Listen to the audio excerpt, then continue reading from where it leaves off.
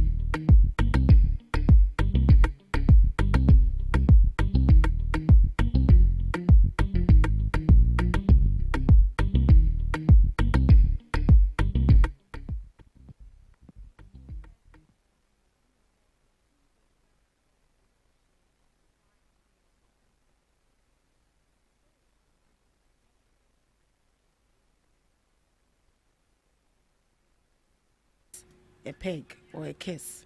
So today, if you find out that someone gives you a peg, just know that the person is about to betray you. So you flee from that person. Well, you're welcome to the GhanaTalks Breakfast Show. This is the news review. Right here, we bring you all the relevant stories making waves in the news, from business to politics. From sports to entertainment, we got you covered with the most relevant stories and the informed perspectives on issues that matter to you every morning right here on the show. And I am Ruth Esenam Fiagbedu, and I'll be serving you breakfast this morning with Miss Regina Bless and Miss Debbie Adoso. Good morning to you ladies, and you're welcome to the GhanaTalks Breakfast Show. Good morning. Good morning. How are you doing, Miss Debbie? Hope all is well. Yeah, I'm fine. Miss Regina? Yeah. What about you? Grace. By grace. Yeah, I'm fine. I'm fine. Easter is here. And today people are going to Kwewu. I've seen some people packing their bags already. Really? Kwewu, Kwewu, yeah, Kwewu. I be Easter there, Kwewu. Anna? Yeah. Easter there, Kwewu. So if you are going to Kwewu, please be careful, okay? If you go, know what you eat, know what you drink, and know what you eat again. Right. So we are going to be looking at some few news headlines this morning. So for our first story, GPRTU to government, scrap fuel taxes in 2 days or face fare hikes. The Ghana Private Road Transport Union has given government a 48-hour ultimatum to remove fuel-related taxes or risk an increase in transport fares across the country. According to the union, the cost of doing business has become too high for commercial drivers. They point to rising fuel prices, expensive spare parts, poor road conditions, and increasing charges from the Driver and Vehicle Licensing Authority, DVLA. Speaking to Joy News, GPRTU's Deputy PRO, Samuel Amwa, said while governments may say the situation is beyond its control, drivers are under pressure to survive. He warned that if nothing is done within the 2-day window, transport operators will have no choice but to push for higher fares. This warning follows new fuel prices announced by the National Petroleum Authority from April 1st to April 15th. Petrol is expected to sell at 13.30 pesos per litre, while diesel will go for around 17.10 pesos per litre. This is a sharp increase from the previous prices of 11.57 Ghana cedis for petrol and 14 cedis 35 pesos for diesel. The rise in fuel prices is being linked to ongoing tensions in the Middle East, which are affecting global oil supply and prices. So this is GPRTU to government, that you have to do something about the fuel tax we are paying. Scrap fuel taxes in 2 days or face fare hikes. Ms. Debbie, should government scrap the fuel taxes immediately to prevent fare hikes? With what is going on, or the tension in the Middle East, is affecting everybody, and we are not exempted. Ghana is part as well. But looking at how things is going, a burden. But the best thing we can do is that the governments will have to look into it. That when we scrap the taxes, is it going to help us permanently? Permanently in the sense that when we scrap the taxes, does that mean there wouldn't be a situation where these drivers will still complain that they want to increase the transport fares? I'm saying this because they might end up scrapping the taxes, and then something might pop up, and they will still complain, because this is not something new. I feel like even if the taxes are not even there, these drivers will still have something to say, that they will still have an excuse to give. We saw recently where they were blaming what's the name, also kind spare part, that they were the fault. That is why transport fares are being increased day in, day out. And now that we feel like everything is ongoing, where we stand as a country right now, we are not solidly grounded. We are shaking as a country, because the country we are relying on for supply of oil, they are now in a critical moment. So as it stands now, there is nothing we can do. I feel like the best thing the government can do now is they should go back and then communicate with these appointees and then talk. Is it going to help when we scrap the tax? Is it going to help us? Because we might scrap the taxes. My problem is that we might scrap those taxes and something might pop up again, and then we will need to introduce a new tax. Because don't forget that those taxes are not just being imposed because the government wants us to pay, but because it has its own benefit or it has its own purpose. So they are giving the government 48 hours. 48 hours. That is it. Now 48 hours. That is 48 hours. That is 2 days, right? Because a day make 24 hours. So 48 is. 48 hours 2 days. Is 2 days. It's 2 days. So they gave the announcement yesterday. So today will be the last day. No, today is making it day one. Starting from today. It's starting from today. Yeah. That means it will end tomorrow. So they are giving the government up to Friday. I'm not sure this is going to work. So at this juncture, what can the government do? Should they hold a stakeholder engagement with these people and explain to them? That is what they will do, because sometimes these people do not get to understand basic things, especially when they use big English and all that. But when you try to explain it to them, they get to understand it better. One of the things I feel like we are lacking as a country is effective communication. We don't communicate so well with the people we are dealing with or the people we want to negotiate. We don't even negotiate with them. We bring the directive out before we come back to negotiate with these people. But I feel like the best thing would have been you sitting down with the person first, making the person to understand that this is why you are doing this, and then you go ahead to impose it, or you go ahead to declare it as a law which everyone is supposed to abide. By that time, the people who are supposed to lead that particular law understand it, so they will end up even backing you, the government. So yes, as simple, they will have to go back, talk to these people, explain this further to them so they will understand. And sometimes, most of these taxes in a way do not directly even affect them. But because Buffalo no Montias here, you remember when we went to the Aboso kind, when they said they wanted to increase, the woman said they don't understand. Most of the things they do not understand.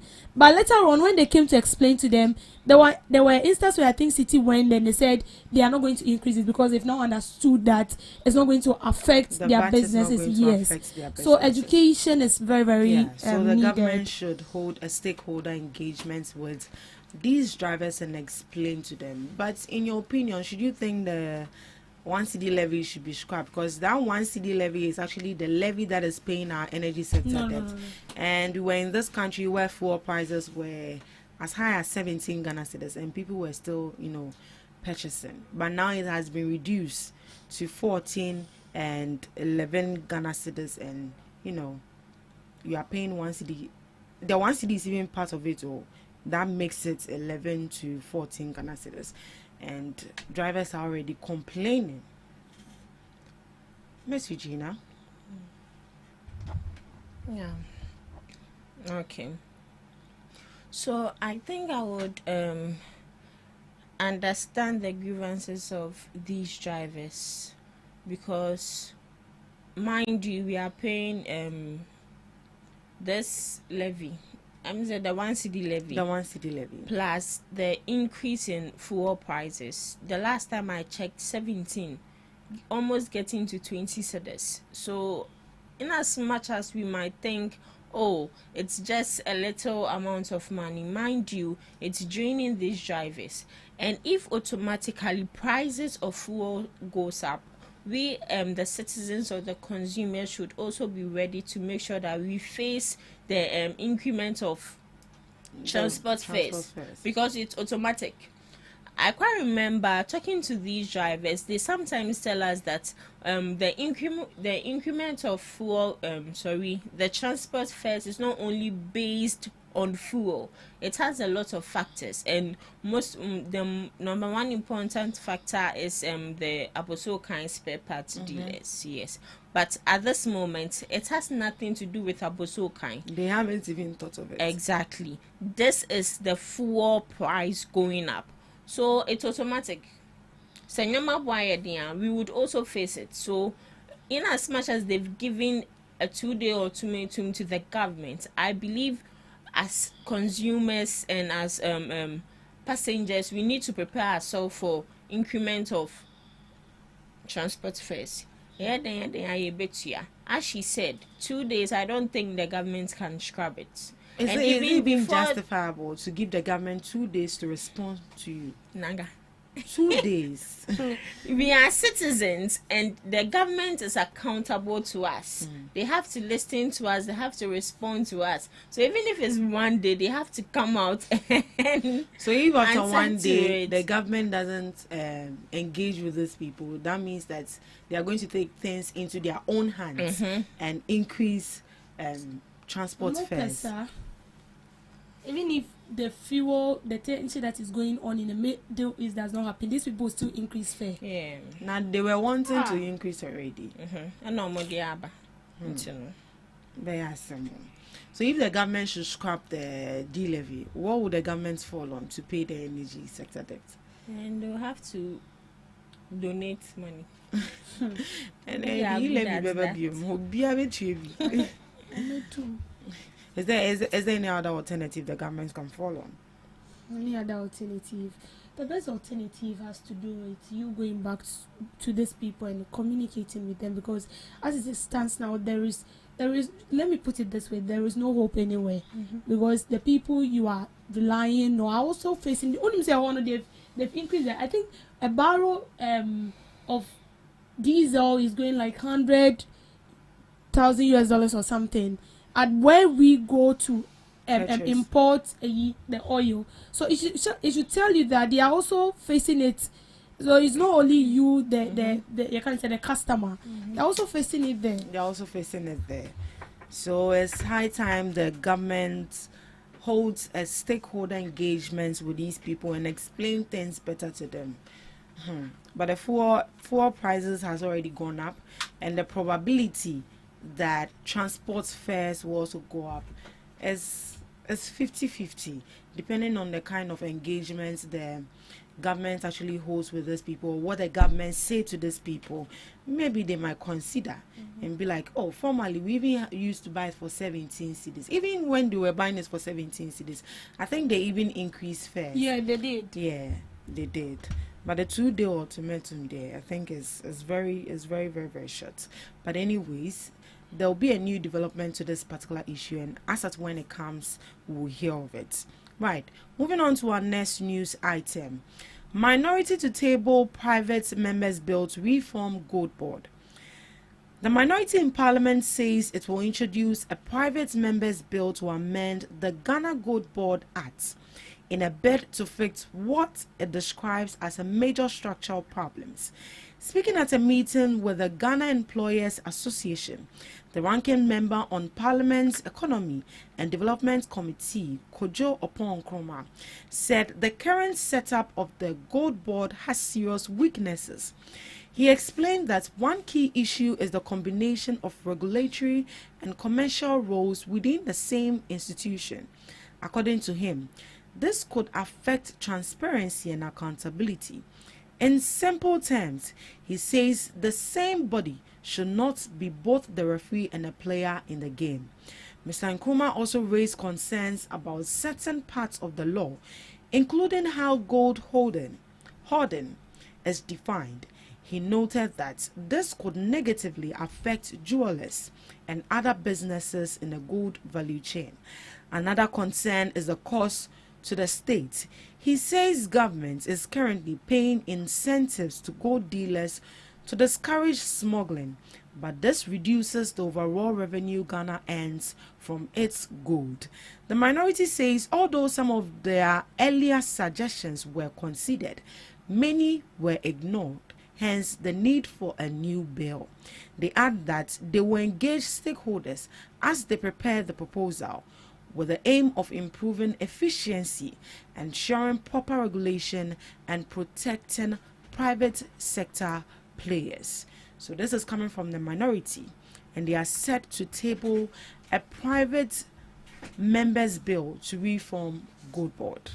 Ms. Eugenia, is it appropriate for one institution to act as both the regulator and also the commercial player as well? Just as we have Gold Board and we have Gold Board jewelry. I don't think there's an issue. You don't think there's an issue? When we look at Gold Board, the regulator sets rules and supervises the gold sector. And it also serves as a trader and buyer. Buys and sells gold. How is that an issue? It only becomes an issue if there's leakages in probably, should I use principles or the rules set, or if they've seen, any issue where corruption is ongoing. That is where I think they have the right to come out and speak up. But one institution playing two roles, I personally feel like there's nothing wrong with it. You set the rules, and at the end of the day, you've established another company that sells the jewelry. Or that sells more gold to other people. Now, the question is, did they pinpoint any flaws? They mentioned that is in a way going to is it affect the revenue? Affect transparency and accountability. If they want transparency, if they want accountability, the best people they need to go to is who? Sami Jenfi. He's the CEO. So you go to him, explain things to him. Say, oh, this, that. Probably there's something he can tell you, or there's something they can do about it. But if you feel like, if you come out and make it, should I use, spread fake speculations, you are in a way giving false signal to other people. The moment Gold Board was brought up, people were against it. People went as far as saying Gold Board was the one financing Galamseyers just because they are buying gold. But they are not buying gold from these illegal miners. They are buying gold from the legal miners. And I also saw they made mention of giving the government giving incentives to gold buyers. It's just like you being in an institution, and at the end of the day, people or your management or the CEO applaud you for a good work done. So I personally feel like there's nothing wrong with it. But if they want to bring up a new reform, there's nothing wrong with it. And mind you, you can't bring a new reform without including the government and including the CEO of Gold Board. It can't be a private member. Exactly. Bill. So they saying private bill, no, I don't really understand, because there's no way you can do it without all these stakeholders. Mr. B, sorry. So for me, sincerely speaking, I feel like if the minority has an issue with this whole thing about Gold Board, the best thing to do, as Regina said, is to, table or have a discussion with what the CEO of Gold Board, and that has to do with Sami Jenfi. Now, I don't see this as necessary, because the minority has since this whole thing of Gold Board was established, they've always been on the neck of Gold Board. Today this, tomorrow this. They've been a loss in that. Gold Board has lost this amount of money. So the extent that Sami Jenfi has to come and clarify things that it's a lie. The loss they are talking about, Gold Board actually made a profit of, I think, 94 million or so. He came out to clarify that. So for me, I feel like if something of this sort is going on, and then you feel like it's not going to help because you feel like transparency and accountability is at stake, then what do? Bringing out setting up a private members bill, no. For me, I don't see it as that necessary, though. For me, that's it. They should rather speak to Sami Jenfi if they want transparency and accountability. Even if they don't speak to Sami Jenfi, after 4 years when they are out of power and then there are losses, don't forget that we have the Public Account Committee. You go and see them, then speak out. How come there are losses? You said there are no losses. How come there are losses? So you will definitely be held accountable. That one you can't run away from it, regardless. Right. But he also raised a concern that is part of the bill, including gold holding and how it's being defined. And he noted that this could negatively affect jewelers and other businesses in the gold value chain. Do you see that also affecting them? Or you think it will affect who? The businesses and then jewelers as well? Gold holding has to do with you as a purchasing gold in a large quantity, and you are keeping it for what? What are you keeping it? What are you keeping it for? You are getting the gold because you want to sell it out to gain. So if you feel like you have gold, why don't you sell it to the needed companies who need it for something? Then they'll give you the money. Because don't forget that gold as it is, ain't mean sale, but in a way, it can rust, right? No. And I'm a boy. Gold does not rust. No. Hey, my chantro. No. But maybe you could say the value. Thank you. The value rather will decrease, right? Yes, that is it. So keeping gold. What? Keeping gold. Yeah, because maybe it could be that the prices on the market. Maybe the prices on the market could be different. It could go high, it could go low. It's just like the CD and the dollar. Yeah, so with this, you agree with the minority that they should look at that. Yes, also that one, that one is very, very necessary. Like keeping the gold. And more, because imagine maybe in the market, in the world market, the gold price is good, maybe from now to say June. Why then will you keep the gold? go and give it to the necessary business or dealers who you feel like can sell it, and then you're going to get something profitable out of it. But when you keep it, maybe from August, September, like the value of the gold or the price tag in the world market reduces, that is when you feel like you can go out Obeboka.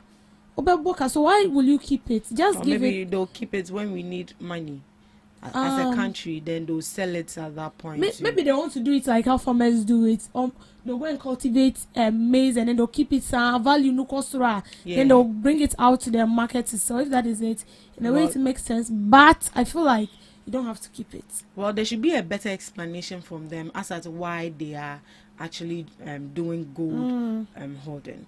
Right, let's proceed. Mohammed's LGBTQ comment disappointing in Team Fojo. One of the sponsors of the Human Sexual Rights and Family Values Bill 2025, Reverend John in Team Fojo, has criticized President Mahama over comments suggesting the anti-LGBTQ plus bill is not among Ghana's top priorities. President Mahama made the remarks during a meeting with civil society groups at the Jubilee House on March 30th. He explained that although the bill is important, Ghana is currently dealing with more urgent issues like education, healthcare, jobs, food, clothing, and shelter. Reacting to this, Reverend John Intim Fojo told City News that the president's comments were disappointing and downplayed what many Ghanaians see as a serious issue. He also criticized the suggestion that Parliament is pushing its own agenda on the bill, arguing that such comments could be misleading. Reverend Intim Fojo further compared the situation to the previous administration under Nana Akufo-Addo, saying similar remarks back then would have triggered strong public reactions. He questioned the silence of key groups, including religious bodies, traditional leaders, and civil society organizations, who were very vocal on the issue in the past. So I believe we've all read from this news where President John Dramani Mahama said that, the LGBTQ plus bill, no, let's focus on other socio-economic issues such as healthcare, education, clothing, and shelter. The bill is not really like a priority as it stands now. We have other pressing issues. Let's look at those pressing issues before, looking at the LGBTQ plus bill, anti-LGBT plus bill. Right. Would you say that is right to say so, Mrs. Gina? Would you say that is right for President Mahama to say so? Would you agree with him that we have other pressing issues, or is it that the government has their priorities and the people also have their priorities? Okay, so the government have their priorities, the people also have their priorities. And when it comes to the people's aspects, I believe his basic needs is also one of them. And secondly is the LGBTQ bill. We insulted, I will generalize it because literally everyone spoke about it. We insulted the past president, that is Nana Addo Akufo-Addo. And people were saying that because he's a lawyer, so he can't sign it. Apparently, lawyers are not supposed to infringe on the right of people. Because he's a human rights lawyer. Understandable. But when it comes to presidency, when it comes to leadership, you need to sacrifice. And in as much as he sacrificed for the good people of Ghana, his sacrifice was not enough for us because he did not sign the LGBTQ bill. And now, because there was a loophole in this bill, NDC being in opposition saw it as a yardstick to take it and campaign on it. That, yaba signing. What did Sam George say? CEO of Gold Board. Then Awanka. Okujeto. What didn't they say? Mahama himself, Edena Wanka. So why would you make a U-turn and come back to the people of Ghana and say it is not a priority? Sorry to say, does he know the meaning of priority? In a way, I don't want to disrespect him because he's the president of Ghana, but we should call a spade a spade. People are dying because of LGBTQ. People are losing their morals because of this particular thing. And he himself is even being disgraced because of LGBTQ. Because tell me why Lincoln University will take off something they want to give to you personally because of your stance on LGBTQ. And this is a call for him to make sure that he signs it. This is the time where they need to make sure that they stop regarding Ghanaians, excuse me to say, as fools. And yet, Bibiana, a political gimmick. Everything is not political games where they feel like they can come and use it to blackmail Ghanaians and play with Ghanaians. Because what he's doing, he's playing with our hearts. Because mind you, the main reason why most people voted for him was because of the e-levy, COVID-19, betting tax, and also this bill he was supposed to pass. You said the parliament should pass it again. You sign it. And I don't know if they've passed it.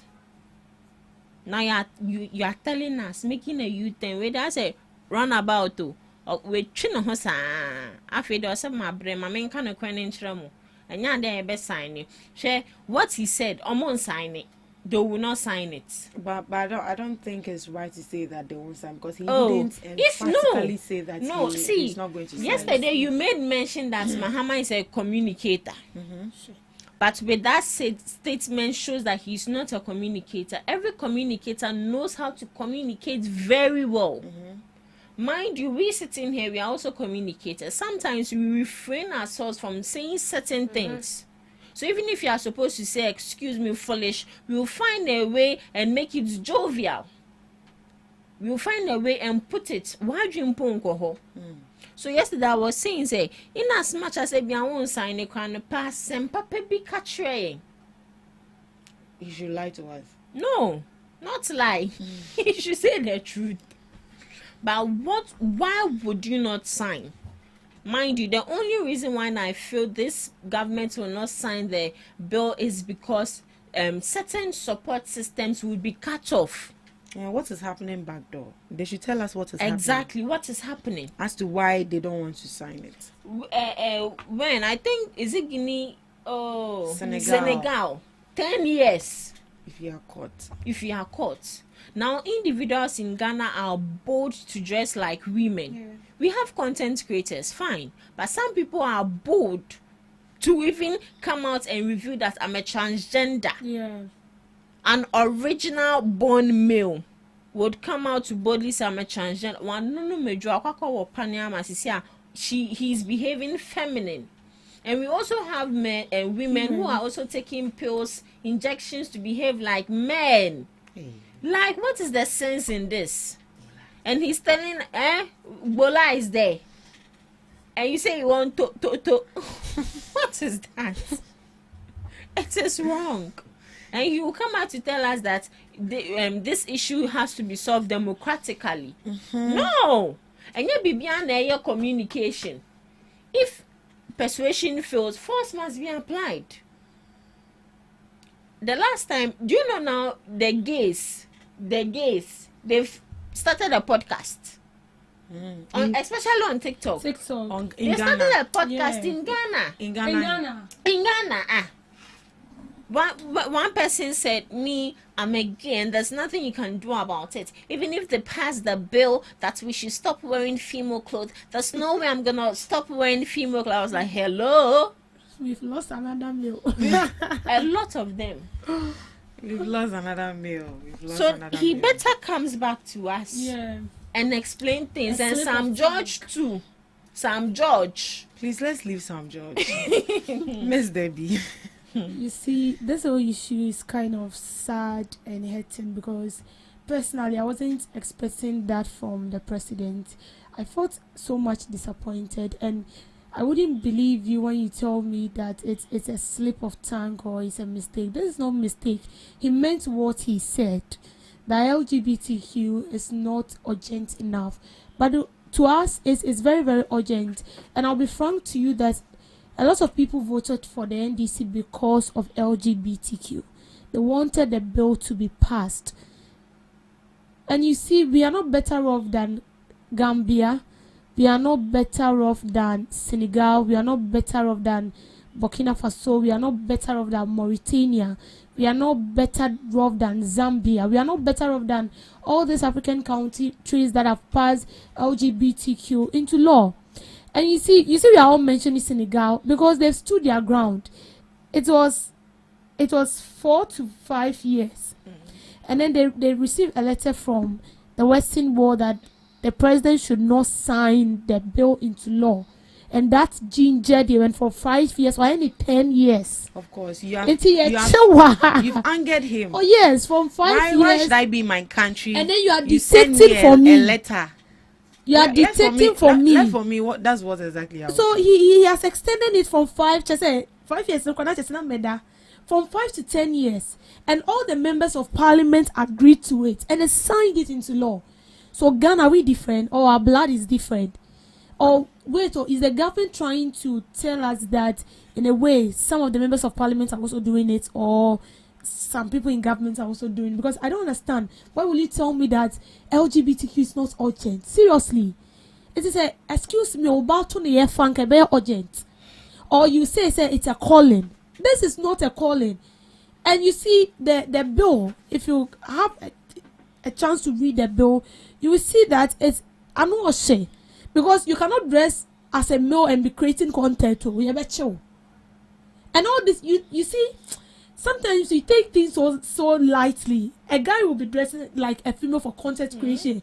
But time what you you start to behave like woman and all that. Why do you call them man? Whenever say you're into this gay and all these things, you might see it as just content creation, but no, you end up doing something else. And the actually say you send your B message. You see, so it should tell you that this thing is ongoing. It's ongoing. It's people are doing it in the country, and this is what we are saying. It does not conform to our norms and our culture. Our culture as a Ghanaian states that a man to a woman, nyankopon or a nyansafo or a nyanseni, enten wabo ban wabo bema. And yes, or he will create only females. But he created a male and a female because he knows what he's doing. So you cannot change the decree of God. What are you trying to say? Anti-science, who say it's not urgent. Right. When we get to the point that is urgent, you know whether you have to sign or not. So the whole country is actually calling on President John Dramani Mahama to sign the anti-LGBTQ plus bill. President Mahama, with this comment you give, there are a lot of people a lot of people are actually disappointed, and they will be hoping that you address this issue properly. See, let's personalize this. Imagine President Mahama ne ba bema no na be me biache no na wa wane to. All right, thank you so much. Thank you so much for joining us on the Ghana Talks Breakfast Show. Up next, we have Today in History with Miss Regina Blair.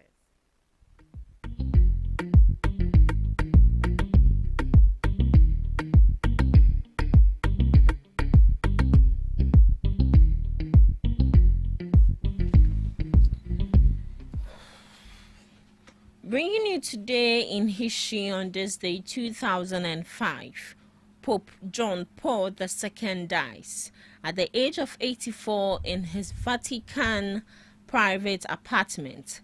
His death, announced at 9:37 p.m. CEST, followed a long illness and septic shock. He served as Pope for over 26 years, leaving a legacy as a major 20th century figure. 1917, President Wilson asked for declaration of war. He addressed a joint session of Congress to request a declaration of war against Germany. citing unrestricted submarine warfare and the Zimmerman telegram as direct threat to American neutrality, declaring that the world must be made safe for democracy. Wilson shifted U.S. policy, leading Congress to pass the resolution on April 6, 1917. 1982. Argentina invades Falklands. Argentina invaded the British-held Falkland Islands in the South Atlantic, initiating a 74-day conflict known as the Falklands War. The military junta aimed to reclaim the territory known in Argentina as Las Malvinas, but the action prompted a swift British naval response, leading to intense fighting and the eventual surrender of Argentine forces on June 14, 1982. To some global observers, International Fact-Checking Day. It is a global initiative dedicated to promoting accuracy, verifying information, and fighting misinformation. It highlights the importance of fact-checking in maintaining democracy, encouraging, especially in 2026, the identification of AI-generated content, deepfakes, and strengthening digital literacy. World Autism Awareness Day, to break down social stigmas, foster a truly inclusive society, and celebrate the unique strength of autistic individuals. It reminds us all that neurodiversity is a beautiful, essential part of human life. Lastly, Reconciliation Day urges us to repair relationships we have damaged through words or actions. While many different days of reconciliation are held worldwide, this specific observance takes place today, April 2nd, 2026. And that's all for today on Today in History and Some Global Observances live on Ghana Talks Breakfast Show. Thank you so much, Miss Regina Bless, for Today in History and Some Observances of the Day. As you read, Reconciliation Day. I think you have to go and reconcile with people, with those that you are no longer speaking to them, those that you've harbored them in your hearts. Go and reconcile with them. Right. Thank you so much, Miss Regina. Up next, we have Debbie's Girl. Welcome to Debbie's Grill, where we talk about issues that matter to the state, void of politics, fear of favor. Parliament Public Accounts Committee set to summon 2 public officials over the payment of 8.2 million in mobilization funds for sanitation projects that was never executed. The officials, Bright Odro Quanten and Theophilus Okine, are linked to payment made under the Toilets for All project, which was initiated in 2019 by the former Ministry of Sanitation and Water Resources. The Minister for Local Government, Chieftaincy and Religious Affairs, Ahmed Ibrahim, told the committee that attempts to verify the transactions have been delayed due to missing documentation. According to him, officials involved in the transaction indicated that relevant documents had been sent to the National Archives. He said that the truth of the matter is that this transaction took place at the Ministry of Sanitation and Water Resources under the leadership of Cecilia Dapa around 2019, he said. He added that although several years have passed, the key officers involved are still in public service and can account for the transaction. The minister expressed concern over claims that the document had been archived since, despite the relatively recent nature of the transaction, is up to 10 years, he said. He further disclosed that although mobilization funds were paid to contractors for various projects, including the construction of household toilets in Kumasi and Tamale, no work was carried out. He assured the committee of full cooperation, stating that his team are ready to provide all necessary information. Following the briefing, ranking member of the committee, Samuel Tamils, directed that officials involved be invited to appear before the committee. He also questioned the decision to release funds without ensuring that work was done. Mr. Tamils also criticized the apparent lack of proper documentation within the ministry. He indicated that the committee will investigate the matter publicly once all parties appear. So, Public Account Committee is to summon 2 people over 8.2 million Ghana cedis that was supposed to be used for the construction of toilets. It's a toilet project that was brought on board, and these toilet facilities will be built mainly in the northern region, specifically Tamale, and also another region. Let me verify that. It's supposed to be 2 regions actually, but they said this money has not been used for its intended purpose, and this was done under the Ministry of Sanitation and Water Resources, and that was under Cecilia Dapa. Yes, so you see, this whole thing is kind of it's not surprising. I wouldn't say it's surprising because there is nothing new. We've seen things like this occurring, but let's look at this. It is 10 years now, and we are now getting to realize that 2.8 million that was supposed to be used in building toilet facilities, the money has been disbursed, but the facility is nowhere to be found, and the money too is missing. But the people who stood in, or the people who were in charge of this project, are still occupying their position, and they've been working for almost this 10 years, and no one realized. So does that mean that then time the government wasn't doing its work properly?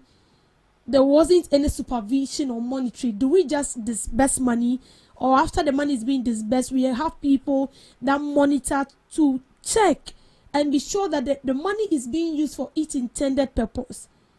Because tell me why 2.8 million has been given to you to build toilet facilities, and the toilet facilities nowhere. No wonder of late you get to a community and you can't even find a buying TFE in any community. First, it used to be common. Every community you get to, you will see a toilet facility that was built by the government. And then your beer dear and your papa japa dear, and then your mamma japa dear is for the government, so everybody can use it. And so when you get to a community and then you feel, stomach upset or something, you just rush. But now, those things are nowhere to be found. Even the old ones we have, they are dilapidated, yes. It's of no use. People are no longer using it again. 2.8 million.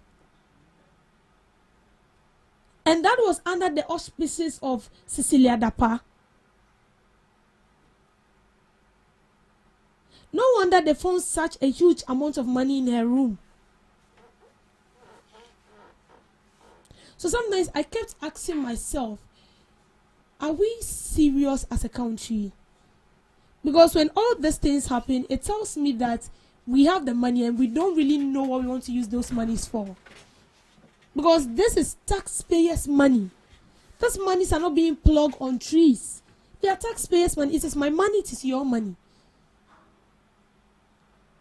And then the money has been given to you and you use it for something else. We do this because strict supervision and monitoring is lacking. We don't do it. Even the people designate to monitor and supervise all those projects are also corrupt. And we don't even have trustworthy whistleblowers. It was those times that you hear people, and I just want to say, so you will get a hint. But now we don't have trustworthy whistleblowers. Because the person feel like his or her identity will not. Her identity is not. Is let me put it this way. It's not safe. Let me put it that way. He knows that he wouldn't be protected. He or she is not secured because okan ebiana yakoko yineto. And mehu dia meka manu too. All this amount of money, you see, obviously I don't want to even listen to this public accounts committee because when you sit down to listen, your heart, you will end up getting high blood pressure. You will get it. Because if you see the amount of money that was embezzled by public officials and they cannot even account for it. A whole official is being asked a question and he doesn't even know how to answer it. You took the money, or say, Fion, what did you use the money for? Oteho. You said you've built this project. Say, Fion, what shows? Oteho. Like, they can't even prove what they use the money for. But you've taken the money, you said yes. So what is the proof of what you've taken the money for? You can't show. And are we being serious? No. We are not. We are not. And because we've not used anybody as an scapegoat, they do whatever they want to do. I know I can just embezzle state fund and no one will hold me responsible. Because tell me why it is 10 years now and we are now realizing that 2.8 million that was supposed to be used in building toilet facilities now shiegu.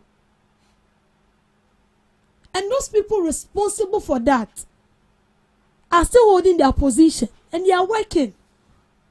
Or being so emotion, they are working. Now my problem is, then time, it was the then previous administration that was in power, the Akufo-Addo government. Are they trying to say that they didn't see anything like that, or they saw it and they just want to keep quiet? Or the person who was supposed to hint the government, which is which? Which is which? Because it's not understandable. So we use someone as an scapegoat. We will continue to see this thing. And you see, let me be sincere to us. This is painful, but we need to swallow it just like the way it is. We are not serious as a country. We are not serious. One of those serious countries have come by when it comes to fighting corruption is Ghana. We are not serious. We are very good in setting up committee to investigate and bring out the culprits and everything. But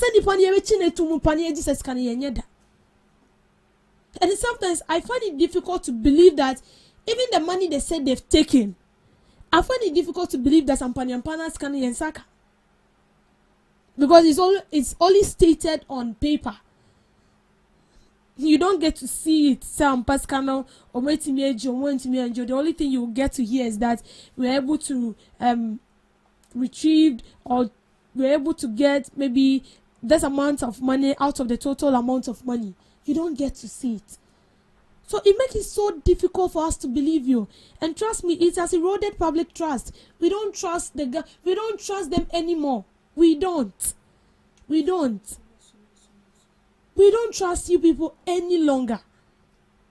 We don't. This money could have been used to do something beneficial. It could have been used to do something beneficial. So I now understand why the vice president said, "Oh, so basic toilet." And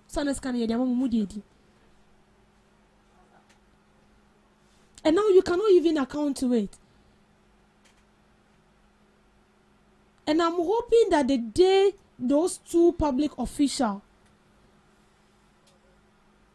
will sit for accountability, they will say something sensible. We are waiting for that day, very, very eager. 2.8 million na ye kano, enya grow, enya coins bio, enya 150 pesos. It's huge. It's huge. If not for anything, we can use it to purchase beds for our hospitals. Baby. And I think it's about time we have something like death penalty for people who embezzle state funds. If we don't bring out strict punishment, there is no way we can fight all these things. Because see, no matter how these people seat before the committee and all that. By the time NDC will leave power, we will still have people, appointees that will still embezzle for the state. And that is because we are not bringing out strict punishment. We've not used anybody as an scapegoat. What we can do, or what we are best at, is setting up a committee, investigating the issue, bringing the people on board, bringing out evidence. It ends there. It ends there. It ends there. Because if we are doing something about it, I'm not sure we'll continue to see this.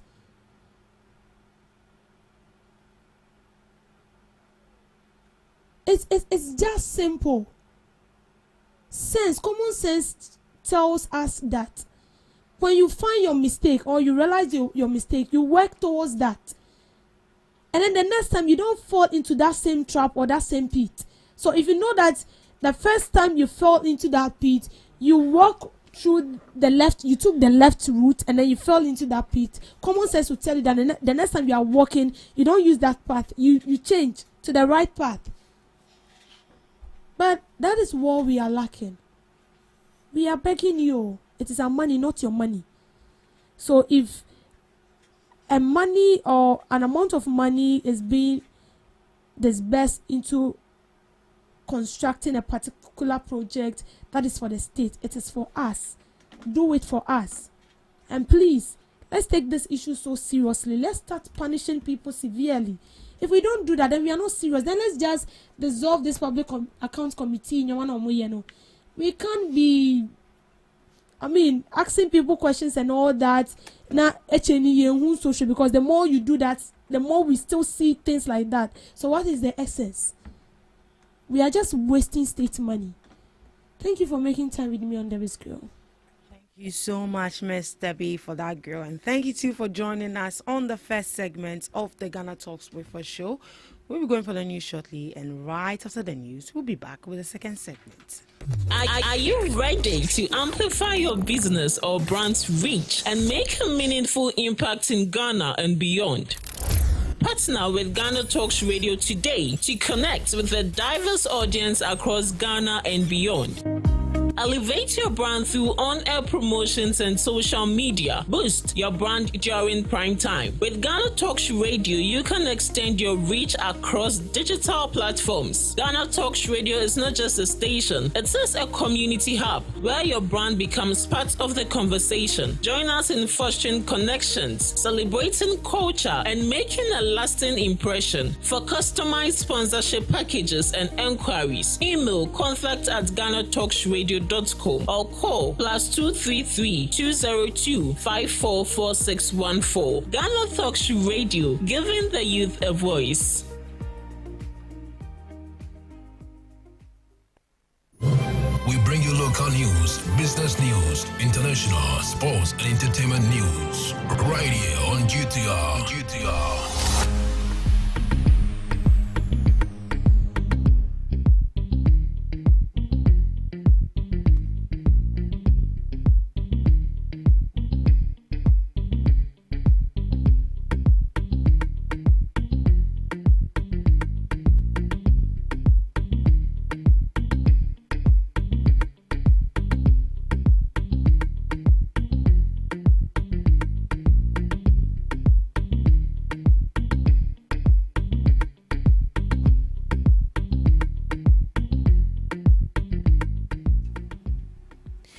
Hello, good morning and welcome to the morning news update on Ghana Talks Radio. Coming up, Public Accounts Committee to summon 2 government officials, over 8.2 million toilets for all project expenditure. Ghana to launch National Artificial Intelligence Strategy on April 24th. Also coming up, government to recruit 7,000 teachers and 1,200 university faculty members. Livelihood empowerment against poverty beneficiaries face possible 2-week delay in fund disbursement. These and many more coming up shortly in business, sports and showbiz.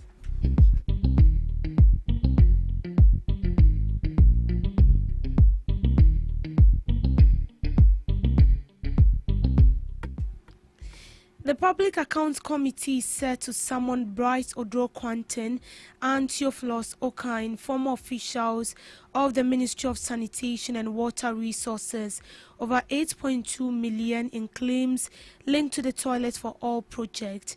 Minister for Local Government, Chieftaincy and Religious Affairs Ahmed Ibrahim revealed that mobilization funds were paid but no work was executed, raising concern about accountability and project execution.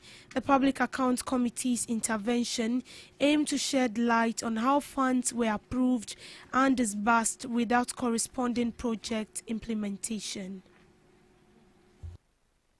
Truth of the matter is that this transaction took place at the erstwhile Ministry of Sanitation and Water Resources, and it was under the leadership of Honorable Cecilia Abnadapa. And I think it was 2019. So even though we are in 2026, it is 10 years, 5 years or 6 years now. So we did our best, but the good news is that the officers who handled this transaction are still at post in other ministries. The director for procurement was one Mr. Theophilus Okine. He is still at the Ministry of Defense. And Mr. Bright Odro-Quanten, he is now Director of Finance at the Ministry of Trade and Agribusiness. So they are still alive, they are still in public service, and I don't want to be a victim of what the Bible says, that I was made to answer questions for which I have no idea about. Archives, I don't know, the thing is not up to 10 years, and you are taking them, you say that you've been sent to archives. And, Mr. Chairman, we have the names of the contractors here, and the contracts, and it has to do with the government policy of toilet for all before 2020. They were giving mobilization and they didn't go to site. Construction of 300 household toilets in Kumasi Metropolitan Assembly, construction of 200 household toilets in Tamale, construction of this and this. The contractors and their names with the amount are here, and we make them available to the committee. You call them, and mandates are ever ready to give whatever information you want us to give to you. Government is set to roll out its national artificial intelligence strategy on April 24th, aiming to position the country as a leader in AI innovation on the African continent. The strategy focuses on harnessing AI to drive efficiency, inclusion, and resilience across key sectors in healthcare, agriculture, education, and public administration. According to the Minister of Communication, Innovation and Digital Technology, the National Artificial Intelligence Strategy is built on treating data as a national asset, developing robust digital infrastructure, building a skilled workforce through initiatives like the 1 Million Coders program, and ensuring transparent and ethical AI governance. This move is part of Ghana's broader digital transformation, which includes legislative reforms to support innovation, investment, and consumer protection. Distinguished ladies and gentlemen, Ghana's national AI strategy has recently received cabinet approval and will be launched by His Excellency President John Dramani Mahama on the 24th of April. This marks a significant milestone in our digital policy journey, and I thought you were going to clap. The national AI strategy will drive AI adoption across all sectors of the economy. AI will advance public service delivery by helping farmers boost their productivity. It will assist medical professionals in diagnosis, and it will also increase financial inclusion and deliver innovative solutions to societal challenges. We must invest more strategically in AI research and compute infrastructure so that Ghanaian researchers and startups can develop solutions locally rather than relying solely on external technologies. And in that regard, at the last cabinet meeting, I got cabinet approval for the government of Ghana to put up an AI compute center, $250 million worth of investment that's going to start. Government has announced plans to recruit 7,000 teachers across Ghana as part of effort to strengthen the education sector and address staffing gaps in underdeserved communities. The announcement was made by the Minister for Education, Honorable Haruna Idrisu, during a media briefing where he outlined key details of the upcoming recruitment exercise. According to the Minister, the application process will officially commence on April 10th when the recruitment portal is open to eligible applicants. The move is expected to provide employment for thousands of trained teachers while also improving teacher distribution across the country. Happy to note and announce that the Ministry of Education has received clearance and approval from the Ministry of Finance for the recruitment of teachers across the country. We will be recruiting at least 7,000 teachers. 7,000 teachers across the country. We want the process to be open, transparent, and competitive. Therefore, graduates from the 2023, 2024, 2025 cohort may apply for placement to be teachers across the country. Priority will be given to those who are ready and willing to serve in those deprived and served areas like Sambuli in the northern region or Dambai in the Ochi region and other areas that we have noted there are significant gaps and deficits in the availability of teachers. I am also happy. Beneficiaries of the Livelihood Empowerment Against Poverty program may experience a 2-week delay in receiving their funds, according to Gender Minister Agnes Momo Latte. The delay is due to a nationwide assessment aimed at removing unqualified beneficiaries from the program. According to him, the assessment is part of effort to ensure that the program benefits the most vulnerable. Government has allocated significant funds for LEAP program with 350,000 households benefiting from the initiative. However, previous delays in disbursement have caused hardship for beneficiaries who rely on the grant for essential support. Yes, we are up to date with payment. This quarter, the first quarter, is the one that is going to have a bit of a delay in releases because that's the 100th cycle, and we are doing the big leap where we are having those who are out of poverty graduating to assess other more effective social interventions, especially introduced last year. So we are moving them from the LEAP for others to come on board. Per agreement, His Excellency John Dramani Mahama tasked that we should ensure that by the end of this year, we have up to 400,000 households benefiting. And so we are moving from 350,000 to 400 households. So a bit of, enumeration going on the field, and then uploading the beneficiaries onto the system to ensure that we get up to, we meet the target. And so we are hoping that within the first 2 weeks, we'll be able to cover and then, cover and then pay and then catch up with subsequent payments. The Minister for Lands and Natural Resources, Emmanuel Amakofi-Boa, has announced government progress in securing a new investor for the diamond mine through a competitive bidding process.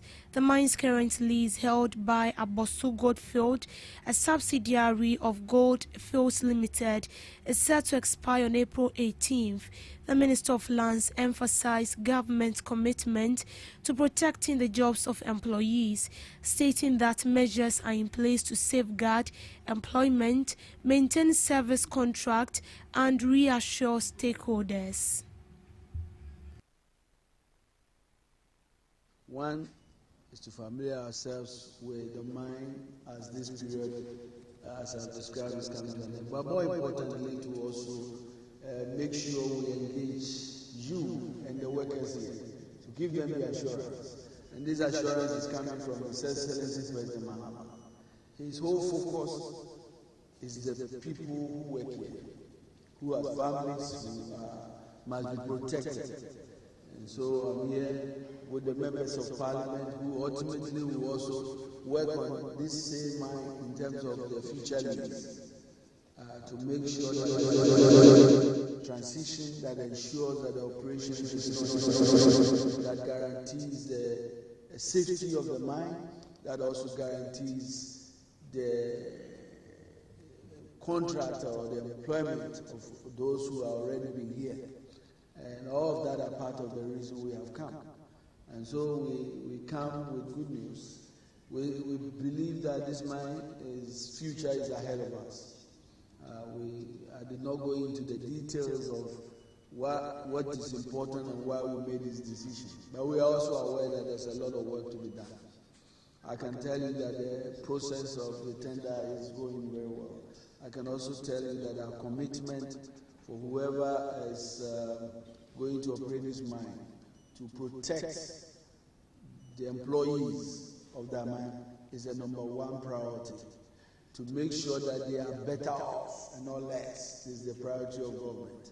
To make sure that subcontractors and contractors who are already committed working here will not have any interruptions. It's a government priority.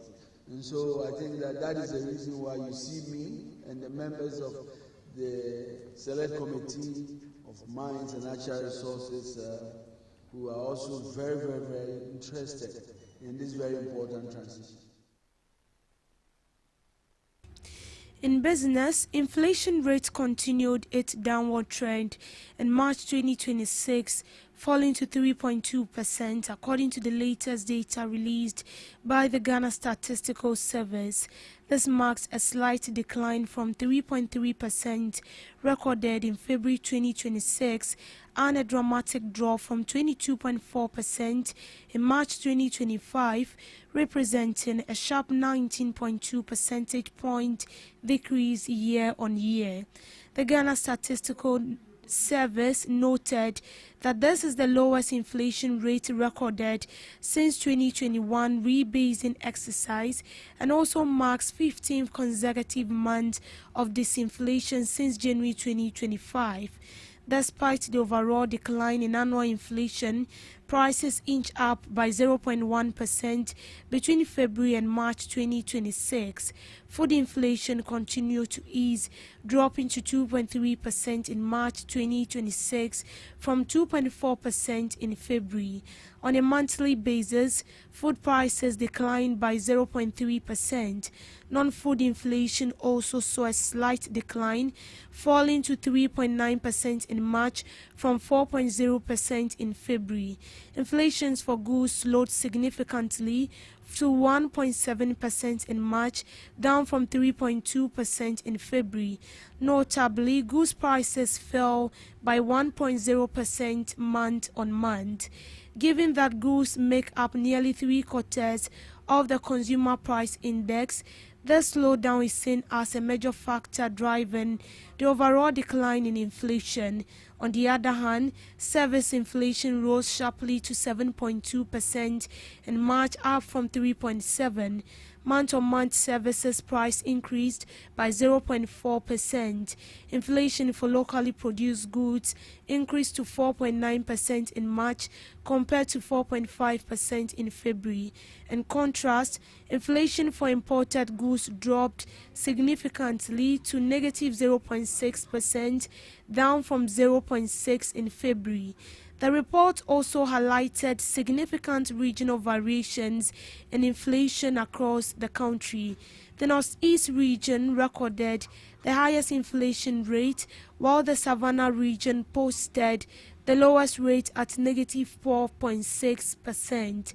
These disparities are attributed to factors such as local supply conditions, transportation costs, and market access. The continued decline in inflation is likely to boost consumer confidence and improve purchasing power. However, rising services inflation and regional disparities suggest that underlying structural challenges remain. Policymakers may need to balance maintaining price stability while addressing sector-specific and regional cost pressures. To sports, Speaker of Parliament Alban Bagbin has expressed dissatisfaction with Otuado's tactics in Ghana's 2-1 defeat to Germany in Monday's pre-World Cup friendly. Bagbin believes Ado made some of his substitution way too late, something he described as unpardonable, while expressing shock to the coach's dismissal barely 2 months before the World Cup. Otuado was fired hours after a 2-1 defeat to Germany in a friendly target, which followed a 5-1 thrashing against Austria 3 days earlier. His dismissal was confirmed after a crunch meeting involving Sports Minister Kofi Adams, Ghana Football Association President, and Executive Council members. In showbiz, Ghanaian music icon Ochiame Kwame will be 50 years old this April and is choosing to mark the milestone by building a pediatric emergency center at Mansha District Hospital in Kumasi. The ambitious project, which forms the centerpiece of his birthday celebration, aimed to strengthen emergency healthcare services for children, reflecting his enduring commitment to national development beyond the music studio. As part of the celebration, the musician will host a star-studded birthday event on April 18th. Tickets are priced at 1,500 for VVIP and 1,000 for VIP, with all proceeds directed towards the construction of the Pediatric Emergency Center, a gift that promises to save countless young lives in Kumasi. Over the years, Ochiame Kwame has consistently championed Ghanaian culture and identity, incorporating indigenous languages into his music, promoting the Made in Ghana agenda, and representing the country on global art and tourism platforms. By dedicating his 50th birthday to a project with lasting impact, he reinforces his image not only as a celebrated entertainer, but also a nation builder committed to meaningful change. On some global updates, South Africa's army has officially been deployed to several parts of the country to help overwhelmed police clamp down on violent crimes, including illicit mining and gangs. President Cyril Ramaphosa earlier this year announced the deployment of 2,200 soldiers to 5 of the country's 9 provinces hardest hit by criminal activities. Authorities says the deployment, set to run for a year, is aimed at restoring order to crime-ridden areas, but critics warn that using the military and civilian policing rarely delivers lasting results. Illicit mining and gang violence are major problems in South Africa, which has one of the world's highest murder rates. According to the latest crime statistics covering the period between October and December 2025, around 71 people were killed each day. An initial group of soldiers was deployed to several parts of the country, which includes Johannesburg in March. The second and main cohorts will help with operations in the Eastern Cape, Free State, Northwest and Western Cape provinces from 1st April for a year. In an interview, some residents expressed skepticism about the soldiers' presence in their neighborhood. There have been mixed reactions to the army's deployment to crime-riddled areas of South Africa.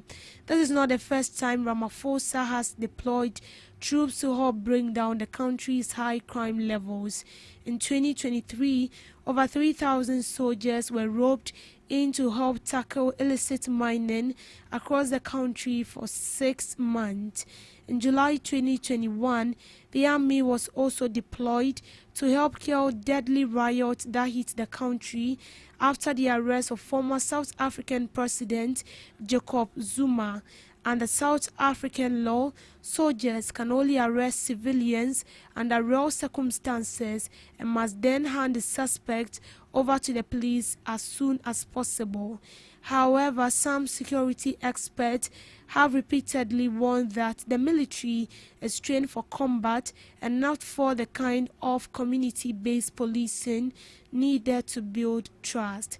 And that's it on the morning news update.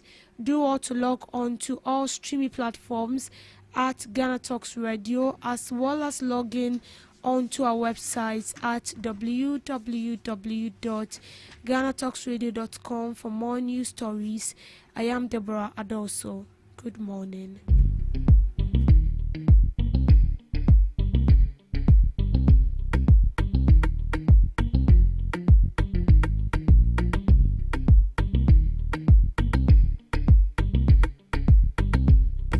Are you ready to amplify your business or brand's reach and make a meaningful impact in Ghana and beyond?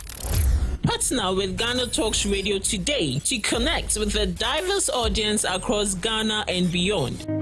Elevate your brand through on-air promotions and social media. Boost your brand during prime time. With Ghana Talks Radio, you can extend your reach across digital platforms. Ghana Talks Radio is not just a station, it is a community hub where your brand becomes part of the conversation. Join us in fostering connections, celebrating culture, and making a lasting impression. For customized sponsorship packages and enquiries, email contact@GhanaTalksRadio.com or call +233 202 544614. Ghana Talks Radio, giving the youth a voice.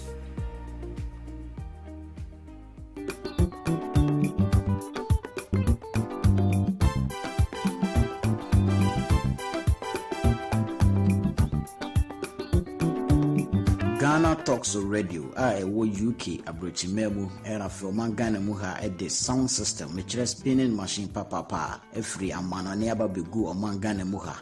It is a we a year, we engagement, we wedding, we birthday party. Political parties are more rally, some way sorry more crusade. So we'll book carnival or any kind of event. Now we'll pay spinning machine papa a boa sound in the mu at the dia any may come for GTR sounds at the MAO. Your live band in so our tones at the frame ye beat me abababua ama ujumedia woody and so at me I come up.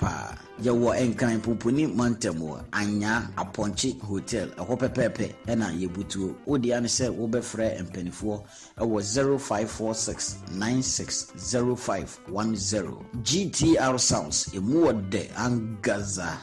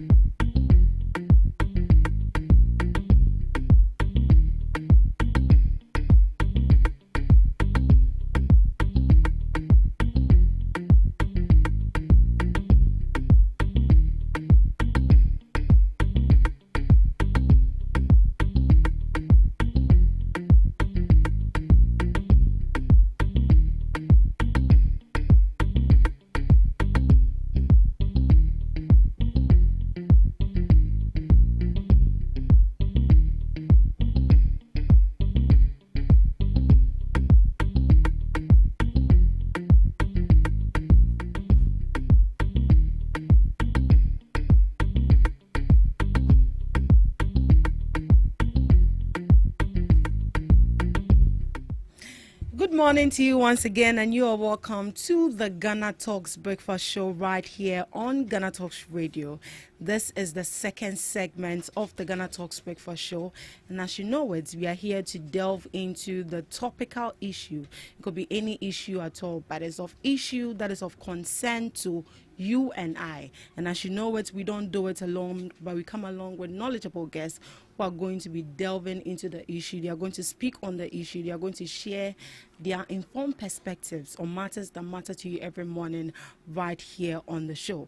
Mind you that we are streaming live on Facebook at Ghana Talks Radio, on YouTube at Ghana Talks Radio, and also on X, formerly known as Twitter, also on Ghana Talks Radio. Do well to log on and send in your comments. Let's get interactive on the Ghana Talks Breakfast Show. As part of the issues we'll be looking at this morning is the big push infrastructure sourced, and also President Mahama's comments on LGBTQ+. Right. Good morning once again. At this juncture, I have right here in the studios with me gallant men who are going to be delving into the issue. Intelligent men who actually have the issue at hand. They have it at their fingertips and they'll be speaking to it. So we have seated right here in the studios Mr. Dubik Ganib Stephen, who is a social commentator, and also Abdul Baki. I find it difficult to pronounce your Achulu. Do you know what I was saying? There was actually a movie, Achalu.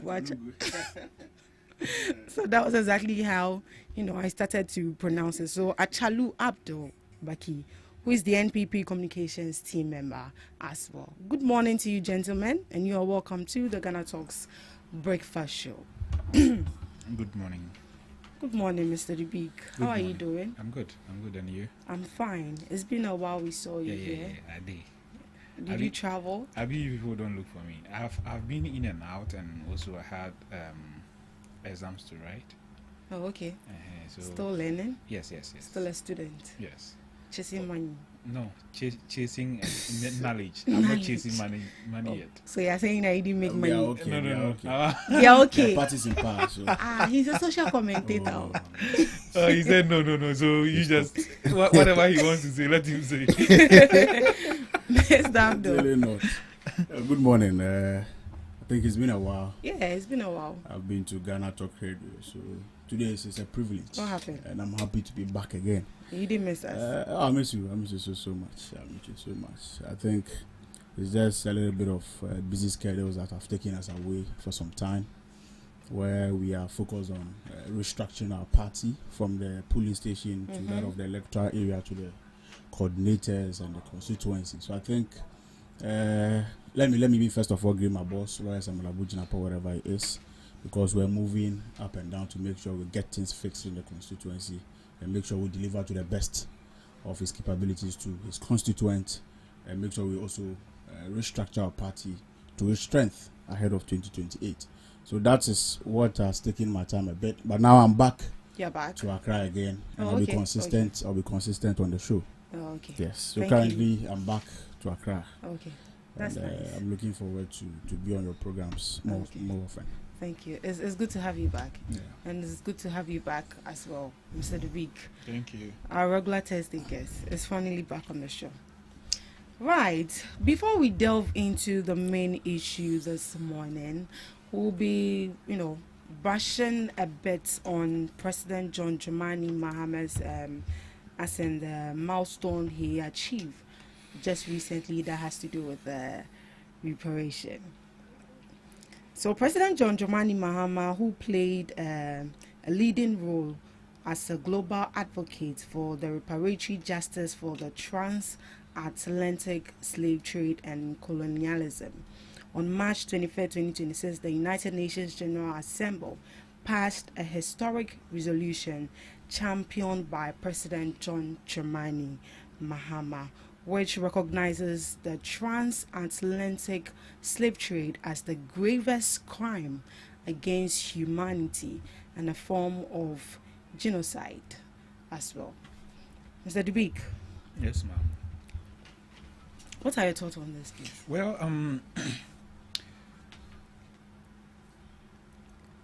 Hitler is the most hated human being on earth because of the Holocaust, right?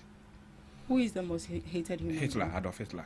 Okay. He's the most hated human being on earth because of what he did to the Jews. But if you compare the lives that were lost during the Holocaust and the lives that were lost during the period of the slave trade, you can see that the numbers are huge and significant. The difference. Out of one slave that was caught, 3 people died just for that one slave to be caught. And if you read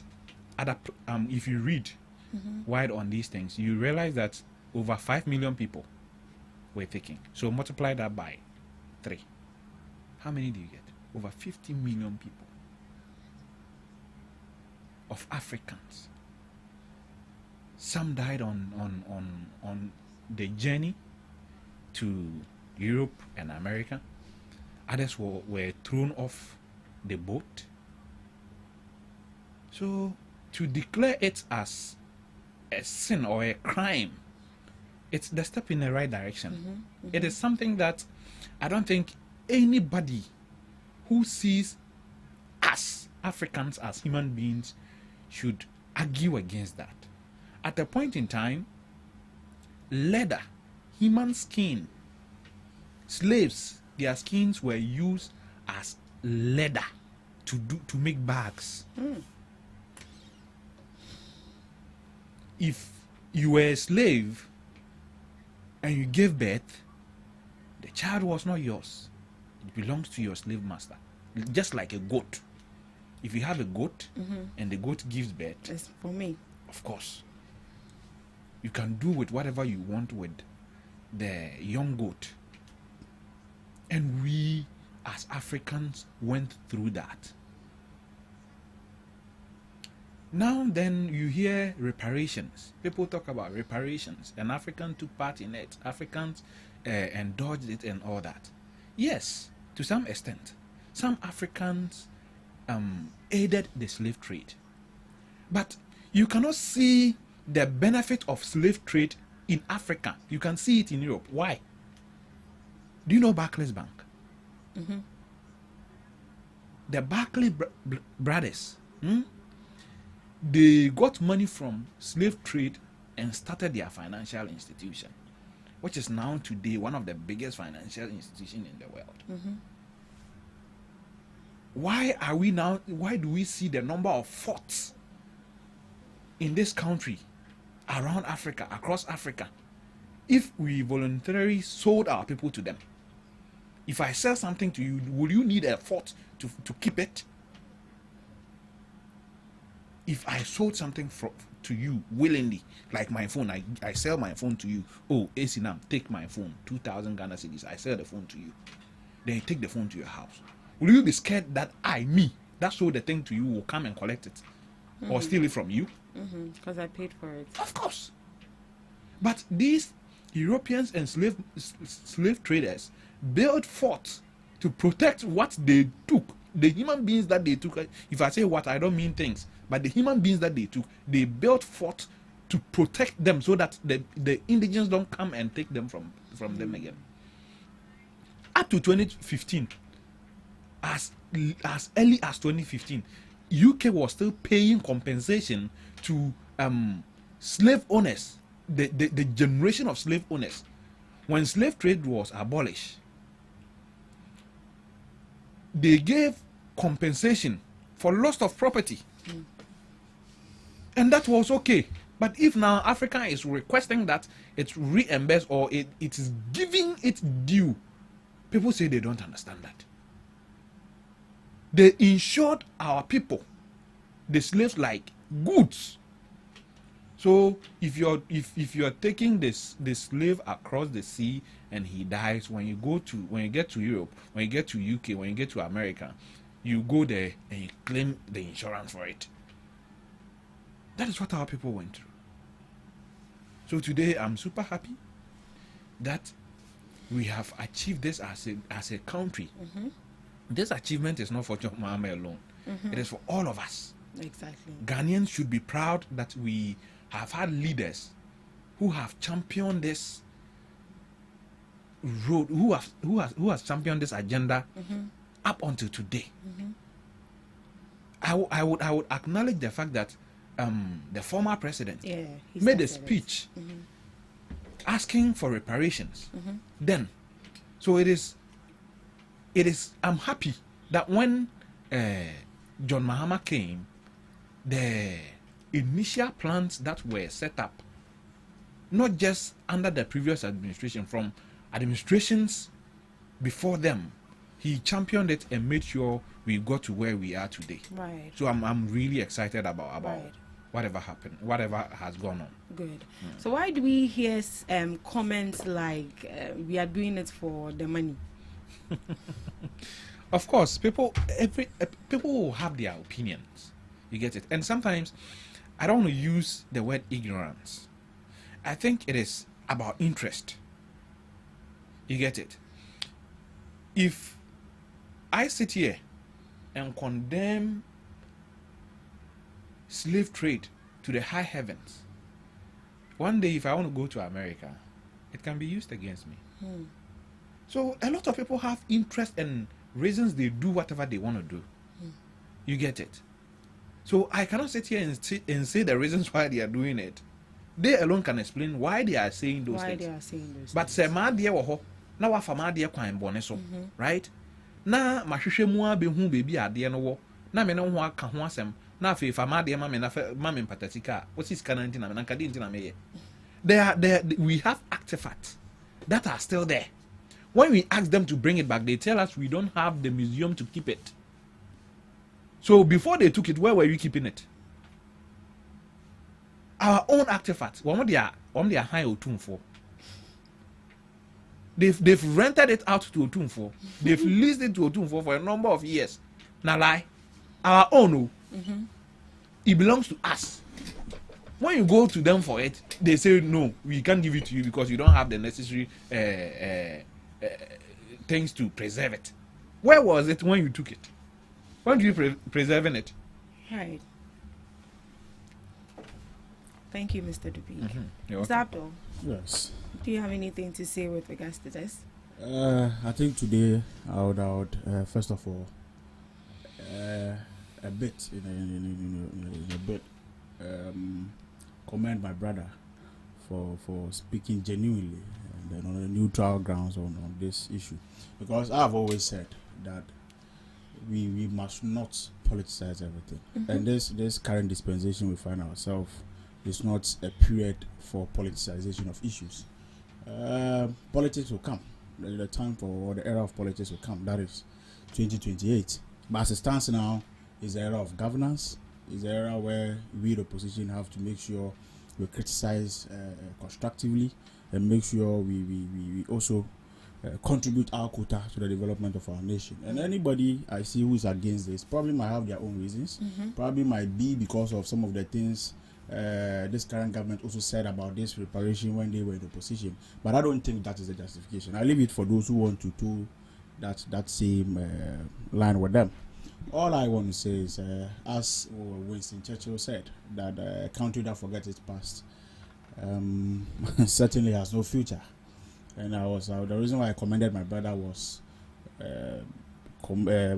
appreciating some of the leaders that championed this cause. And you cannot take President Akufo-Addo from this conversation, because we all remember his contribution to this reparation we are all talking about today, where he even hosted some leaders in our country at Kempinski to speak vehemently on some of these things and then demand for what is due us. So if today President Mahama is our president and has taken over and has championed and continue to champion, we should commend him too. We should commend him for the bold leadership to go and speak and make sure what is due us is giving us, and the justice we are seeking, we get it. So what else can we say than to commend him then commend President Akufo-Addo and all the past leadership that have also spoken. Roman J.J. Rawlings, Dr. Kwame Nkrumah, President Kufuor, all of them spoke about it. regardless the fact that we give comment, we appreciate and commend President Akufo-Addo and then President John Dramani Mahama for championing the voice for us to also witness some of these things. We commend all the leadership that have contributed to this. We commend all the leadership that have contributed to this. Now we'll be moving into the main issue for discussion this morning. And this particular issue has been on top of mind, I think, since last week, and a whole lot of questions have been asked about it. Today we'll be looking into it. That has to do with the big push infrastructure project being sole sourced. Now, the government's big push agenda is a major plan focused on fast-tracking infrastructure development, such as roads, and also aim at boosting economic growth and creating jobs. However, alongside this, there are growing conversations around sole sourcing, a procurement method approved by the Ghana Public Procurement Authority, where contracts are awarded to a single company without competitive bidding. While sole sourcing can be used in special or urgent cases, critics say its use under the big push raises concerns about transparency, fairness, and whether the country is truly getting value for money. The big push being so sourced. First off, Mr. Dubik, how would you describe the big push project? If you look at the sum of money allocated to the big push, arguably I'm going to say it is the biggest infrastructure drive we've ever had in this country. Mm-hmm. It is a good plan. It is a very good policy that I think that if we are able to achieve the target, it will open up trade corridors in this country. It will open up to make movement of goods and logistics easier.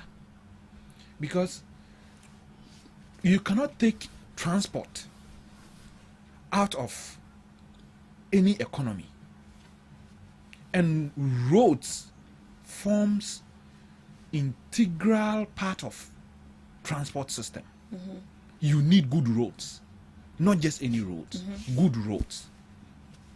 And if you look at the number one priority of Ghanaians, when you listen to people, when you talk to people, what you hear most, yakwine, our roads, our roads, our roads. So we all have to agree that we have a road deficit in this country. You understand? So if we have a road deficit in this country, and then there's a government that brings a policy that he wants to drive the road infrastructure to a certain level, we must commend them. But that doesn't also mean that if there are issues, we shouldn't point out to them. We shouldn't point out to them. So what are the issues now? The issue that I hear about people saying is the sole source contract. So I ask myself, sole source now, is it a crime on its own? It cannot be. Certainly the sole sourcing cannot be. It is not a crime. The PPA Act allows for sole sourcing. It has a criteria for sole sourcing. If you tender a sole sourced contract to the PPA, they will set up a board and look at the issues and see if the contract you've presented to them qualifies for a sole sourced contract approval. So the sole sourcing is not just done by the ministry directly. They don't just sit down and sign the contract. So a board is set aside to look into it before they approve it. Right. Give you permission to go and then sign the contract. You understand? Yes. So it is not just the ministry that sits down and decide that, oh, Esinam is my friend. I'll give him a sole sourced contract. Then he'll just sign the contract with you, and that is it. It goes through a process. It goes through a funnel. There are times that sole source contracts are rejected. They take it to the PPA and it doesn't go through, it doesn't qualify for a sole source contract. But some also qualifies. If there are issues, for instance, if there is an audit and then we find out that the price for the contract was inflated, then we can all have an argument. Right. So at what point do we give it approval that it should go for sole source? Okay. Let me use a typical example of this of Anko in Sawam of Anko Road. Or in Sawam Road. Yeah. Okay, so at a point, yes. At a point, there were demonstrations on that road. Exactly. I used that road often. It is the road I use most in Ghana. You get it? And at a point, when you move from Circle and you get, once you pass the Progressive interchange, that is, your hell starts there. You can be in traffic for 2 good hours, sometimes even 3. Sometimes a truck can block the road, and you have to wait till a tow truck comes and tow it away so you can move. So in that circumstance, in that situation, if you want the road to be done faster, you can use that as reasons to go for a sole source contract. You see, the toll booth, the tolls that we cancelled. Do you know the reason why it has not been introduced yet? No, please. It has gone through competitive tendering for 7 months. For 7 good months. Look at the money we've lost within that period. Can you quantify it? What if it was done sole source or restrictive tendering?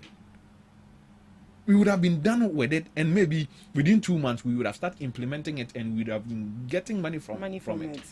We've not had that revenue stream since 2022, when a minister just signed a caveat, like a letter, abolishing it. An act commissioned by Parliament was abolished with a letter from a minister. And up to today, we are sitting here doing sole source, PPA, competitive tendering, and we are losing that revenue stream. If we had that revenue stream, now I hear people saying we should remove the energy sector levy. Yeah, the 1 cedi levy. If we had that revenue stream, maybe we wouldn't have even needed the 1 cedi levy. Okay. You get it? But all this comes to tell you the reasons why sometimes sole sourcing is needed. And in this circumstance, I don't know the circumstance surrounding these contracts, but what I know is that sole sourcing is not a crime. It's not. As it stands now, the Fourth Estate has not said that any contract was inflated.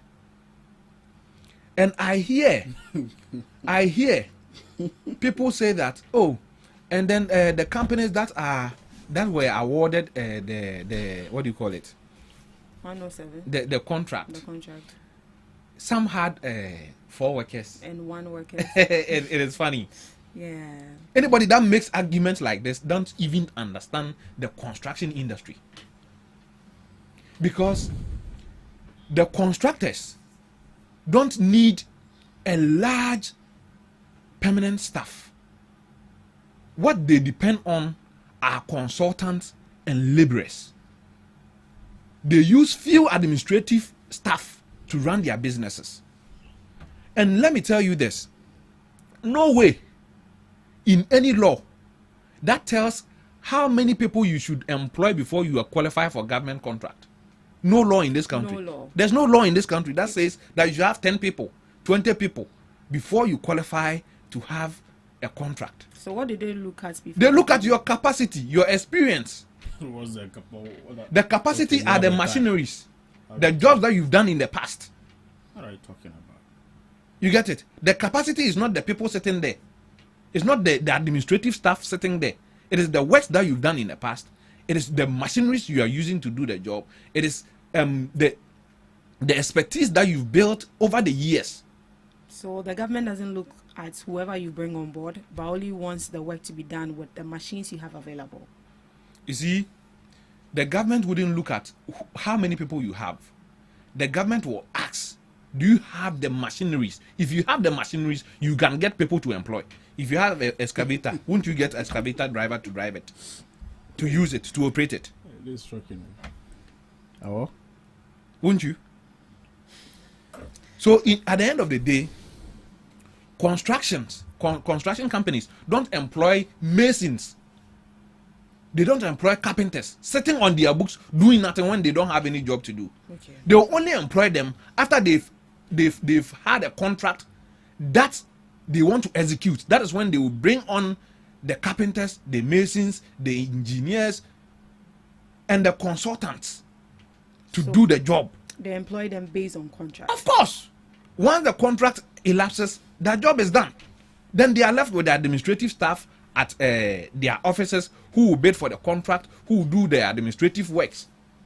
And that the government cannot tell them the number of people they should use to run their company. How does that, where did you hear this? Say because I'm bidding for a government contract, I should have like 5 staff or 10 staff. You see, there was this company in this country some time ago. It was a broker for our loans. The Adubuahe company. I've forgotten his name. Before 2017, he didn't have a single staff. Before 2017, he didn't have a single staff on his payroll. But when he earned government contract and started broking loans for government contract, he employed people. So what are we talking about? Right. Where are the issues? Until the government or the auditor general or any audit firm audits those contracts and tells me that this contract was supposed to be 5,000 cedis and it was inflated to 15,000, I will never see anything wrong with this whole thing. Right. Until then, I'm waiting. All right. Thank you so much, Mr. Dubig, for that submission. Mr. Abdul. Yes. It's not easy. But Charlie, what can we do and what can we say? The only thing we'll keep on saying and then we'll keep echoing to the Ghanaian people is that prosperity will surely be the best judge. And then President Akufo-Addo and Vice President Dr. Mahmoud Bawumia, they will surely be vindicated in the window of time. Certainly, yes. My brother will not see anything wrong with this whole big push project. He will not see anything wrong with that. And that is why when I came here and then I realized he is here in the capacity of a social commentator, I was like, no, certainly not. You know, it's one of the usual optics and tricks this current government use when they were in opposition. And today as we speak, that's the same trick they are using. Brand people as neutrals to come and sit on TV and radios in the ideology of speaking based on neutrality, just to propagate the same message of the government. And that's what my brother started to do. Because if today he's telling me he has seen nothing wrong with this big push sole source issues or discussions we are having, then that's a bit problematic. Today as we speak, as we are seated here, he's saying he has heard, he has not seen. And I'm surprised because these issues we are discussing wasn't uncovered by the MPP. We all know the genesis of this whole issue we are discussing today. Then I think if he certainly didn't want to discuss it, he shouldn't have come to sit here in the first place, because you should have followed the discussions. You should have also taken time out of his busy schedule to do his own research before come and sit here and say there is nothing wrong with the whole discussion we are having. And do you know what he tried doing? He tried justifying what a sole source is. He tried speaking in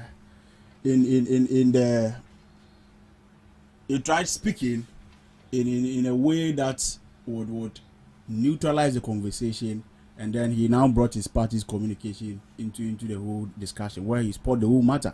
And today as we speak, I'm not going to address him as a social communicator I would speak to him as an NDC member. And I want to remind him that this sole source issue we are discussing today, that MPP is seated on these big platforms to also share our views on these issues, are issues we are reminding them of. Things they said when they were in opposition. We never said sole source is a crime. You remember their national communication officer, when they were in opposition, categorically told us that an alternative for corruption is sole sourcing. You remember?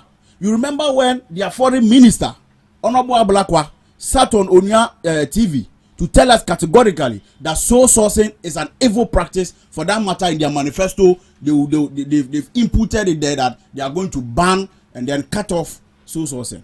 We never forced them to say it.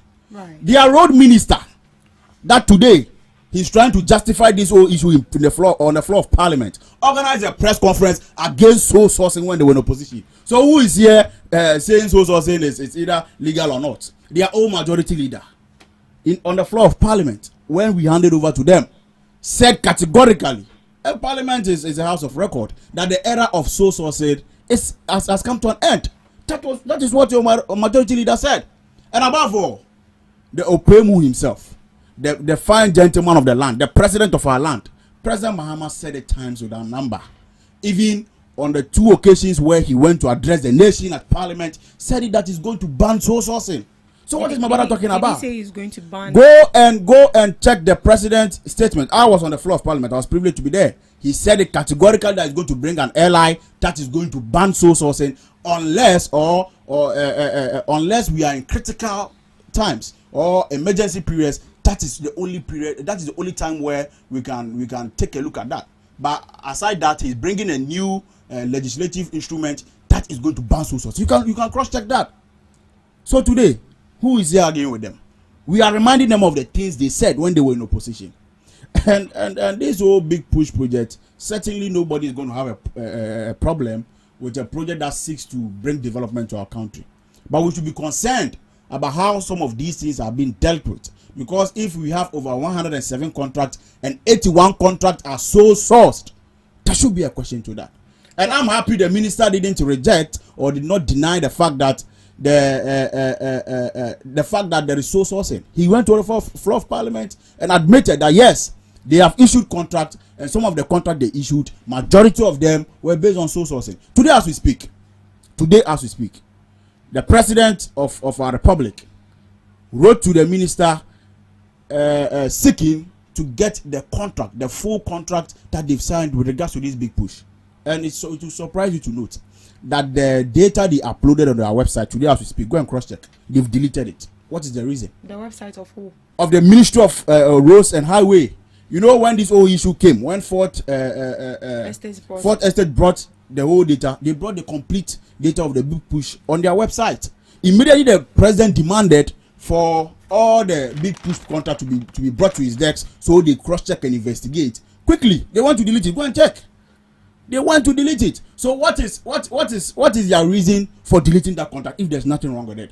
And my brother sits here to say he has not seen any of the contract being inflated. Please, has he gone through it?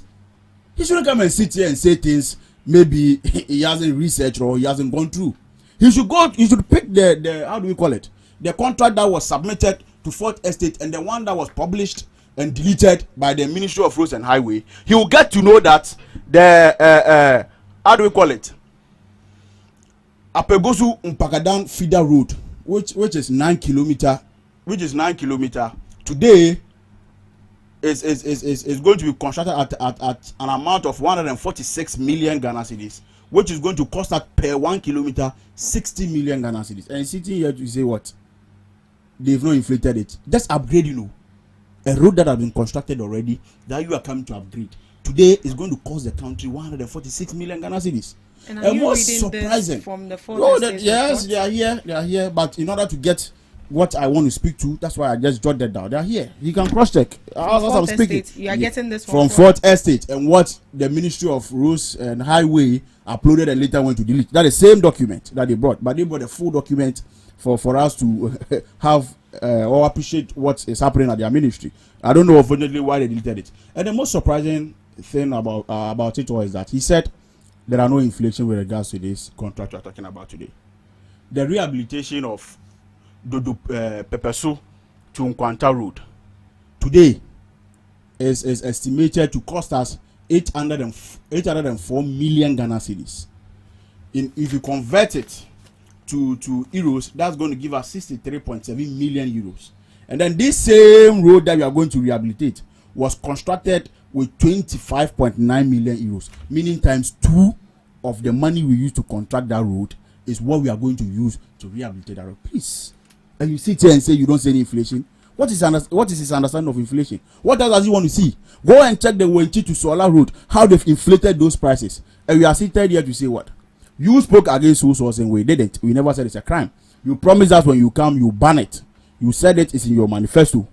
So all we are asking, or we are seeking from them is that they should revise those contracts, put it to what's the name, through competitive tendering. Let people who are qualified, people who have the capacity, and you sit here to say whether the concerns people raise about some of the contractors having 1 or 4 people is of no concern, because that's not a big deal, that's not a requirement. And he goes ahead to speak about capacity. What is the understanding of capacity?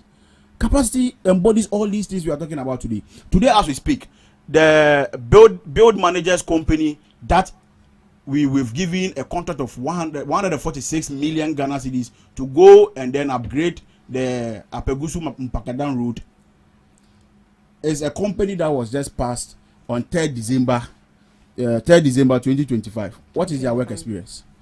You should tell me. What is their work experience? Right. But we are awarding this huge sum of contract to them. Today, as we speak, the rehabilitation of Dodo Pepesu Road to Nkwanta Road, the Growth 82 company was just passed on January 2025. You should tell me their work experience. We are interested. We want to know. And the surprising thing above it all is that if you go to the contract, what you realize is that most of the contracts were given to the regional executives. Check from 44 to 46. And the reason why I am speaking to that is that I know those who own this contract. And I'm surprised when Chairman Bunas, Upper West Region Chairman, became a contractor where they've awarded him over 200 million Ghana cedis contract, which is the Bole Madari route. They should tell us. When the Chairman Bunas became a road contractor where they've awarded these huge sums of money to him. And the most surprising about of it all is that all the people here are the regional executive, regional chairman.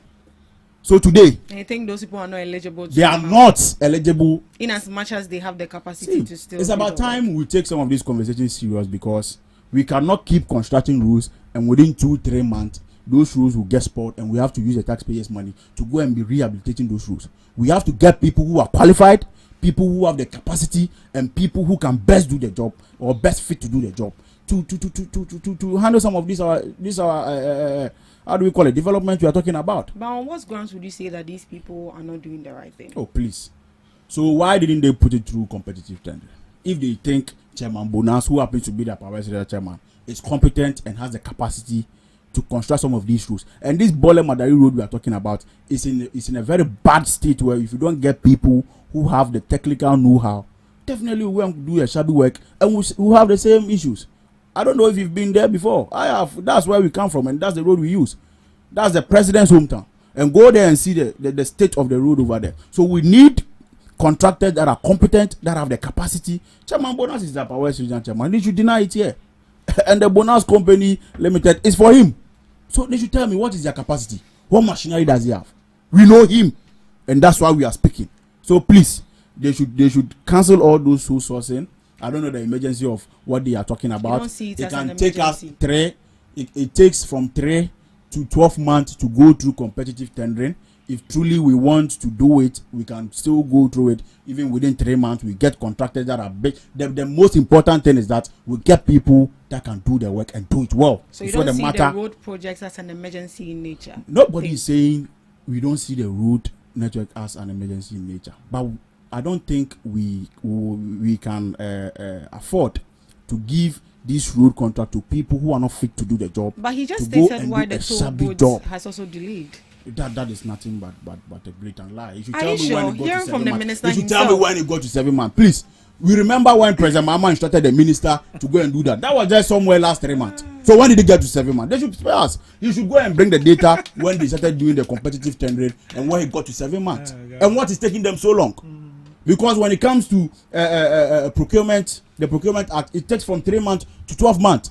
So why is it there just to justify their sole-sourced, corrupt, kleptocratic within the contract? months, right? You come and sit here and say it's taking 7 months. He said 3 months to 12 months. It has taken but I said 7 months. 7. I said, and he said I'm lying. And I'm saying prove it. No, that is 7 months. It's a lie. I can give all my time to him to prove it that the toll booth tendering they are doing is up to 7 months. And he cannot prove it. He cannot prove it. It's not that he wants. Right. He can't. Right. That's a lie.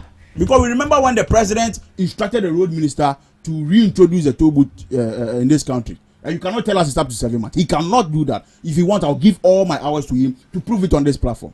Please, let me spare us. All we are saying is that, yes, if we want to construct our rules, which the big push is going to help develop most of these rules, we have no problem with that. But make sure we get the best contractors to do the best job. That's all we are talking about. Right, Mr. Devik. Yes, we've madam. heard from the minister. We've also heard from, or read from Fourth Estate that there are 107 contracts. And we've heard from the roads minister as well that there are 53 new big push and 23 new old big push. Out of the 23, which was awarded under them, were so sourced. Isn't it in the Fourth Estate? Yeah. And that was why you complained and spoke against it. No, see, hold on. No, you brought me into the conversation. No, you brought me real quick. 1 minute. I never said anything. 1 minute. You brought me into the conversation. You write it down. I see you have a paper. I said you just jot it down. Rebecca sometimes become. By the time you finish, but he was very quiet. But he was very quiet. So I think we have to be fair. I didn't say anything. So I have to be fair. I didn't say anything. He's speaking for his party. I beg you. He's speaking against soul sourcing. They said we were involved and engaged in soul sourcing, and that was a criminal You don't act. need to talk anymore. And for that Right. You matter, don't need to they talk said they were going to ban Mr. it. Baki, please, I'll be back. Today, you are doing 81 soul sourcing contract out of 107. And you think Why it's is Fourth concerning? Estate even getting this whole thing from the you see when I They mentioned wrote the to the 23. ministry. They wrote to the ministry for the information, and they gave it to them through the Right to Information Act. Right. You Mr. Dubi. see when he was talking, I was here. I didn't say anything. But once I mentioned the 23, put it in Mr. proper Baki, please, perspective. That's all. respectfully, let's have a very nice conversation right here. I think we're having a nice when you started, shouldn't try to interject when you started, into that. you've attacked my integrity from your number one. But you've done that several when you times on started, this platform. I've never mentioned your integrity. You attacked. But I never spoke about integrity. From Right. one, You did. from the first time. I till said now. he's not the No, same. let's be you fair. claim. You actually did. Example? What did I say? Let's did. By You telling me I'm did. not a social commentator and I'm Oh, speaking for my party. if you tell me you see nothing wrong with it, No, That the doesn't fact mean that he I don't doesn't see know anything himself. wrong with it Oh, doesn't no. mean that I'm if you NDC tell person. me, Right. Calm down, So I'm coming. gentlemen. No, I'm coming. Right. That's You Are you attack- telling me? you've- Are you telling you've me? attacked my Are you telling integrity me from- a rehabilitation from- of a contract? Of a contract Bro, should cost bro, more than the bro, initial money bro, used to do bro. that contract. No. Okay, all right. So if you tell me don't say inflation, I'm pointing it to you Right. that So this you is inflation in the made your contract. right, Mr. Baki. You've made your submission. So let's hear. So from you should do his research. Well, that's all I said. I never attacked his integrity. You see? Right. I'll be you very see, grateful if you allow him to flow. When you Thank even you. do this, that you should do your research well. It means I don't even know what I'm here to do. Right. You get it? That is part of that is the reason why I'm telling you that you had attacked my integrity from the first minute of your submission till you finished it. So let me talk. Because you said you no, didn't see listen, inflation. come Mr. on. Baki. The fact that I don't see anything wrong, you see, You have to see something wrong. You Because see, there's something that's wrong. the issue with you people. There is something You see, wrong. that's the issue with you No, people. there is something It's not wrong. by Is that- force to see is that something the wrong when fact there's that- nothing that- wrong. No. Ghanaians are listening to us. Are you telling me 25.9 million euros that was used to construct a road, and today we are rehabilitating that same road, and it's costing us 63.7 million euros? It's not concerning. It's not inflated. It's okay. You think it's normal? We've heard you. It's fine. Please. Thank you. All right. You should put partisanship aside and you should speak the truth. He said, I'll put off your mic. You see, when he started his conversation, he went by, I don't research. I didn't do my research. Yet he sat here and said that they never said anything wrong about sourcing. Let me read something about Baumia. Just a Google search. Something you've been doing. Mr. Baki. I think you've off my microphone. I have to. It's a conversation we are having. No, him to we can't go. have a conversation. You said your point. Let me say mine. Exactly. When I'm done, you say yours again. When it happens Bro, like chill. that, it becomes. Chill, let's have a difficult. nice conversation. Good. You look good in your coat. Dr. Baumia, while in opposition, consistently criticized the National Democratic Congress government for its reliance on sole sourcing for public procurement in Ghana, particularly around 2015 to 2016. He argued that the practice was primary vehicle for corruption and led to overpricing of contract. Now let's see the subsequent development in 2017, the shift. After Baumia becoming president, stated in May 2017 that while sole sourcing was legal, the same argument I'm making today, Baumia made that argument in 2017, and my brother saw nothing wrong with it. He said, whilst sole sourcing was legal in certain circumstances, it should not be abused and needed to be reduced to save public funds. Accusation of hypocrisy. In 2024, Baumia NDC opposition members accused Baumia of abandoning his stance and alleging that the administration has utilized sole sourcing for contracts, including allegations regarding his brother's company. His brother's company? Yes, Auditor General found his brother to have gotten a sole source contract that was 3 times inflated. My brother didn't see anything wrong with it. The cathedral that they built, the contract that they used to start the cathedral was a sole source contract. They should show me the competitive tendering that gave the architectural drawings to David Ajayi. How much did we lose on that? $97 million. Today, all of a sudden, you people have become apostles of good governance. Oforiata is where he is because of a sole source contract. Bring him back. Let's have a conversation. Who should bring him back? You people should bring him back. You people, if you sit here and you say I'm a hypocrite and I don't have credibility, I'm a hypocrite. No, what you said implied that. If you say I don't have a credibility to speak as a social commentator because I don't agree with you, these are the reasons why I can't agree with you. Because yesterday you did it and you didn't see anything wrong with it. Oforiata is where he is because of a sole source contract. How many times is SMS or whatever that company's name is called went to the procurement PPA and then didn't get approval? 4 times. 4 good times they went, they didn't get approval. They went and changed the company's name and now got approval. And you are here telling me what? How many employees did SME or what is the name of that company? What's the name? What? How many employees did they have? What company? The company that did the sole source at what do you call it? The NPA. At where? The NPA. The reasons why the company behind Kenoforiata's exile. How many employees did they have? After they won the contract, they now employed the GRA people to work for them. Today you are telling me a company can't have 4 workers, a company has 1 worker, and it's a problem? What kind of argument is this? What kind of argument is this? You see, and he talks about inflation and the road was rehabilitated and that. Bro, if you talk like this, ask any engineer that a road can be rehabilitated, redesigning of the road can be in the rehabilitation. There can be places that they were supposed to do covert that they didn't do. That now the redesigning would include a covert. There are excavations. Now we have to degrade, excavate it. It can be part of the thing. So you cannot just use an infantile numbers and come and sit here and say that because it was this and then it cannot be this now. What engineering audit have you done into those contracts to tell me that they were inflated? Sometimes when we come to sit here, we know what we are about. We have researched. But sometimes we want to give you the benefit of the doubt that you politicians will do the right things and say the right things.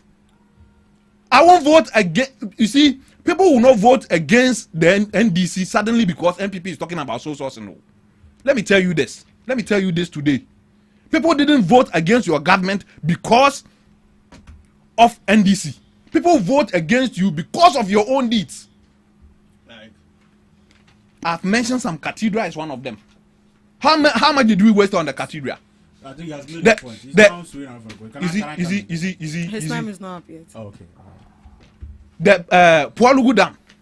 he should show me. Are you still talking about Palugu? He should tell me the competitive tendering they used to do that Palugu dam. Show me. I mean, you are talking about competitive tendering. Why is my microphone off? Show me. No, you just asked me, so can I respond to you? It's a rhetorical question. I don't need you to answer. You don't have an answer to it. Who doesn't have an answer? Do you? Because make you see, direct. Don't make it rhetorical. Make it direct. You see, there are times in this country that we've seen worse and worse and worse. That's why I told you that.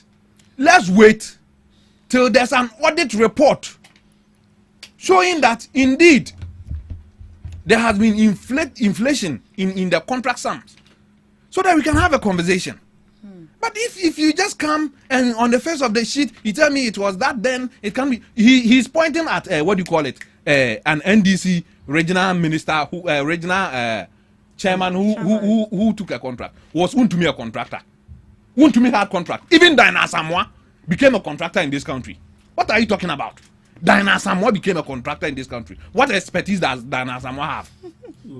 What are you talking about? What is, you see, just a simple research. You said me I don't do research. I expected you to go on your phone on your phone and check. Which road? Don't sit there and lie. Lie to lie. Pull it out, bro. Calm down.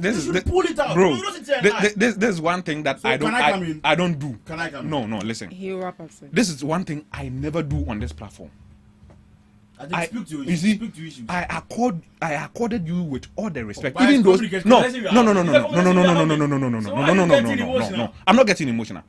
I accorded you with all the respect when you were making your point. I disagreed with you. Not that everything that you said I agreed with. I disagreed, but I sat here. I didn't even need to write. So right. We had seen Untumi take contract and not even do it. And yet wrote to Cocoa Board, find a way to get 10 million from Cocoa Board. Why is Untumi in court right now? Why is Untumi in court? Because they awarded him a contract, he didn't execute it, and went back to get the money. Kofi Akpalu was invited by the Yoko. Today you are talking about contract and inflation. You see, we can be patriotic and direct the conversation towards the way to build the country, but not towards the way to build a political party. That I won't do. If that makes me an NDC person, then fine. So be it. NDC people are not animals. So they are human beings just like you. So if I'm telling you this and you think because of that I'm an NDC person, fine. Because these are the same things people were telling you, we were telling you when you were in government, and you thought we were against your government. See where it has landed you. You had how many MPs? 137. How many are there now? Because of these things. Because anytime somebody anytime somebody disagrees with you, you people are quick to tag the person. Because you people think you have the repository of all knowledge in this world, and people cannot have other opinions to yours. So once somebody has other opinion to yours, you think that they are against you. I don't see anything wrong with the sole source contract. If there's something wrong, I'll wait and see the auditor's report on them. What you've seen the president. What you people should be advocating for is for the president to occasion an audit into those contracts. Force the government in power to occasion an audit in the contract, so that we find what is in there. Then we can all help you to criticize the government. But you cannot just bring me an RTI, something that the ministry itself willingly gave the people. Mm-hmm. Then you're telling me I should criticize the ministry for something it willingly gave. If there was something wrong, do you think they would have given it? There are times that people have written RTIs in this country and didn't get a feedback. What are you telling me? Let's be honest. Let's be straightforward with our words. Nobody is saying that source sourcing is bad. Even if somebody said source sourcing is bad, I just went on the internet and told you that Baumia started that conversation. But would you say that they're abusing it? You see, there can be abuse. The abuse would be when the price has been inflated, when people who are not fit for the job are doing it and are doing shady jobs. Okay. How many of the big push road has been constructed and you've seen it? Have you used any of them? Can you tell me they've done sturdy jobs? Can we say the prices have been inflated? If the prices have been inflated, based on what are we saying the prices have been inflated? We cannot just use our imagination and think that because this was this amount, this can't be this amount. That's why I'm saying that we should commit an audit into it. When the audit comes out, and then we find out that there are infractions, there are inflations in the pricing, then we can talk, we can have a conversation. Until then, I don't see anything wrong with it. And if that makes me an NDC, so be it. Right. Mr. Baki, your government left 23 projects, and this government actually inherited them. And hearing from the minister, all these projects were so-sos. So why you now bash them?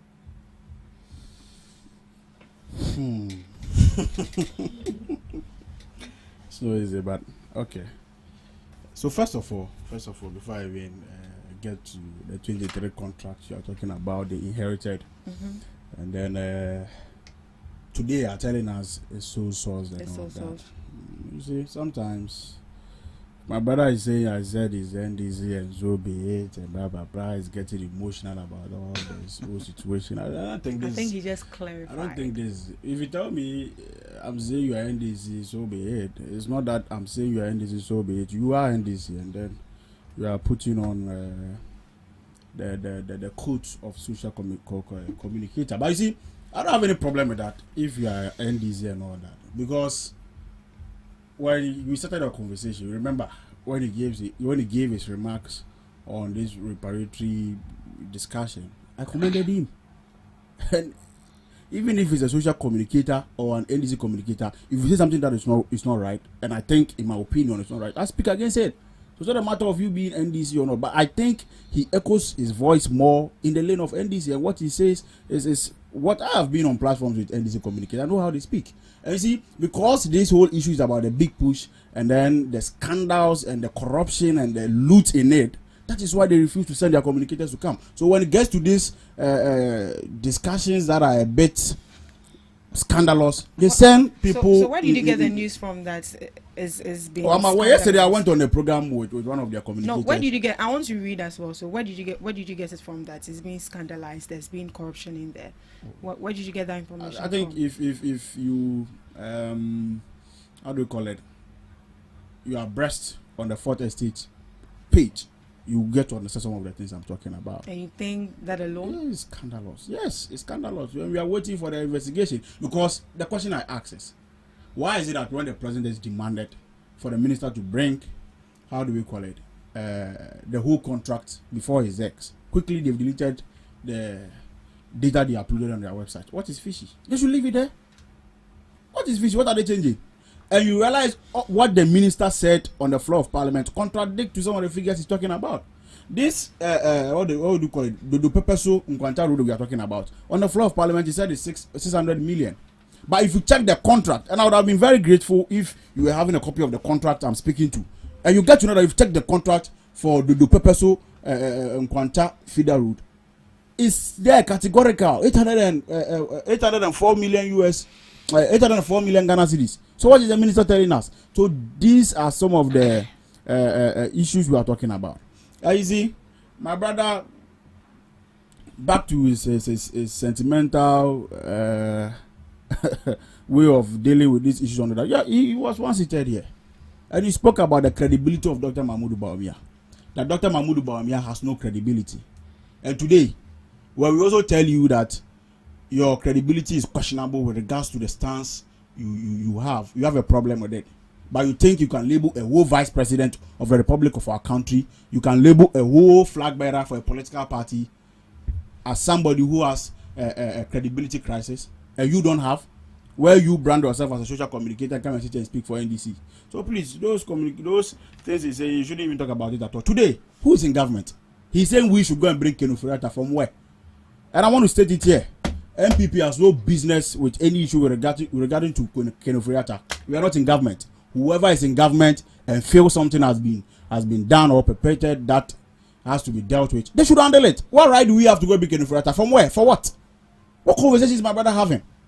Don't we have the legal processes to follow to make sure we get him here to face the full rigors of the law? So what has MPP got to do with Kenufurata coming back to Ghana? To do what? So please, you shouldn't try and drag MPP in all the conversations he's having. And then yes, we went through an election. It didn't go well. That was the will of God. We are restructuring our party. We are coming back. He doesn't have any locus or right to tell us what we should do. He doesn't have any right to advise us. We know the type of people they are. They should be where they are. If they have any advice, they should go and give it to their party. Their party needed more. And now, back to the issue. He says, when it comes to rehabilitation of road, there can be some new designs, there can be whatever. And those new designs can cost twice the price of the construction of that road.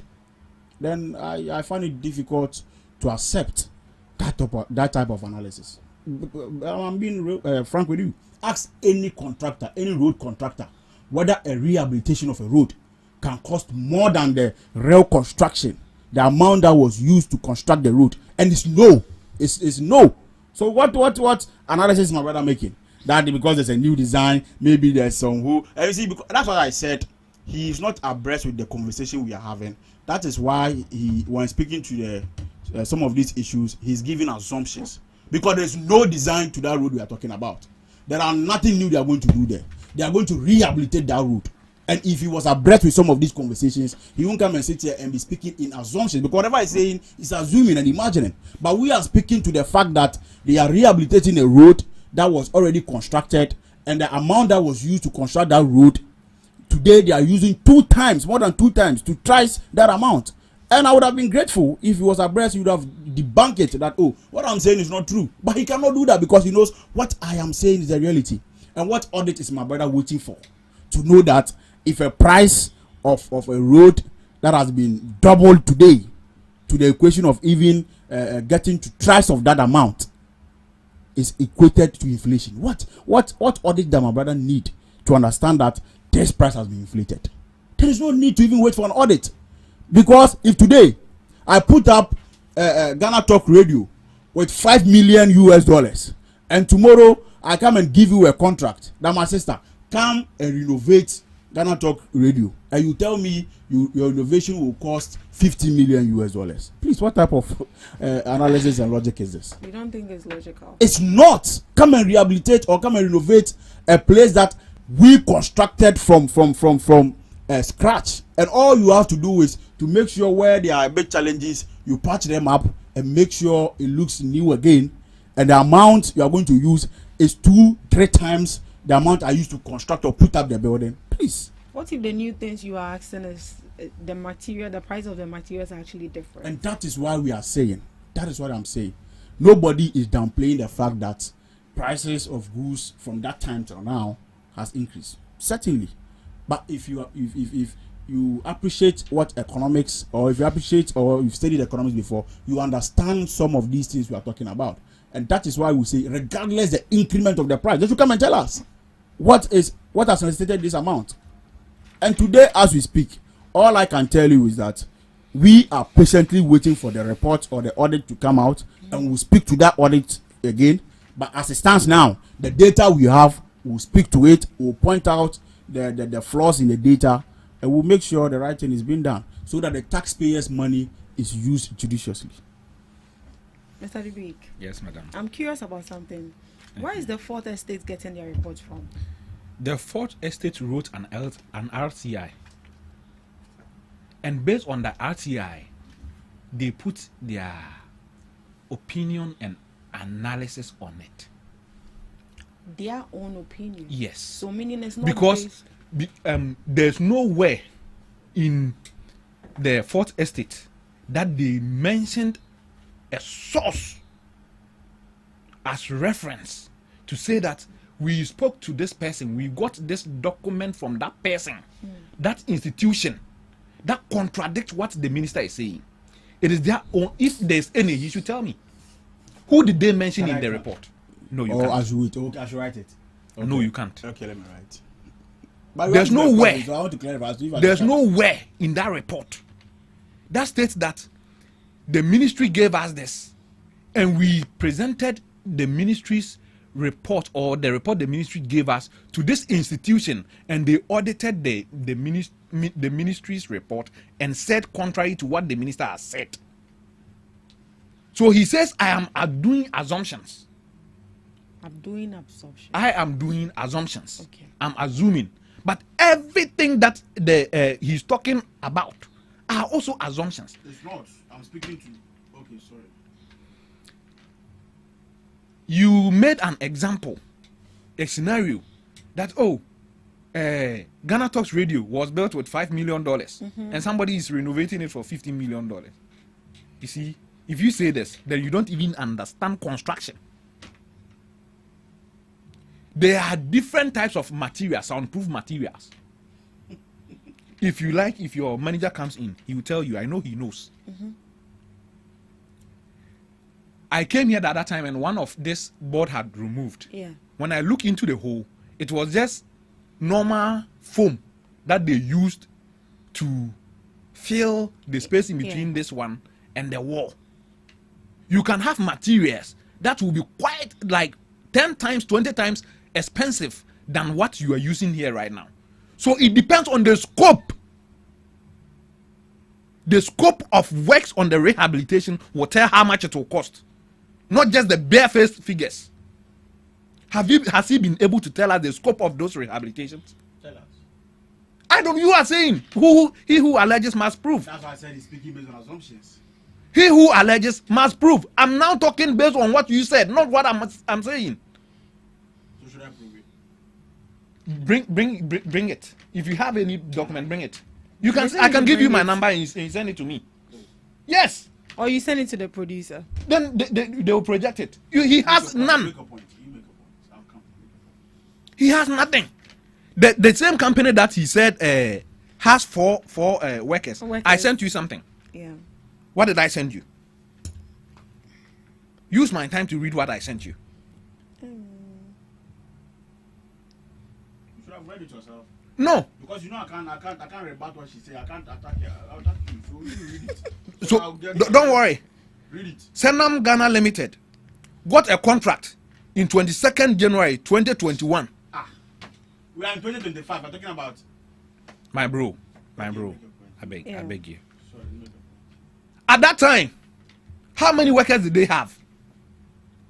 Don't let him push you into temptation. Let him read it himself. They took a contract in 2021 under your government. Today, because you are not in government, you say Senam has 4 workers, so they are not fit to have a contract in this country. When you gave them the contract, did they execute the contract you gave them with 4 workers? Did they do that? Is that what they did in 2021 when you gave them a contract? Did they execute it with the 4 workers you claim they have today? So if you sit here today and you tell me that I don't understand the issues, then you don't even understand construction in the first place. You don't understand construction. Because if you understand, no, if you, because you open the can of worms. You can't attack me and expect me to keep quiet and watch you fold my hands because you are a superhuman. You get it? Yeah. When you attack my credibility, I'll come after you. That's as simple as that. It's the revenge show you're having. No, we are not having a revenge show. So next time, when you come, be mindful of the things you say and accord the panelists that you are sitting there with some level of respect. Okay, can I come in? No.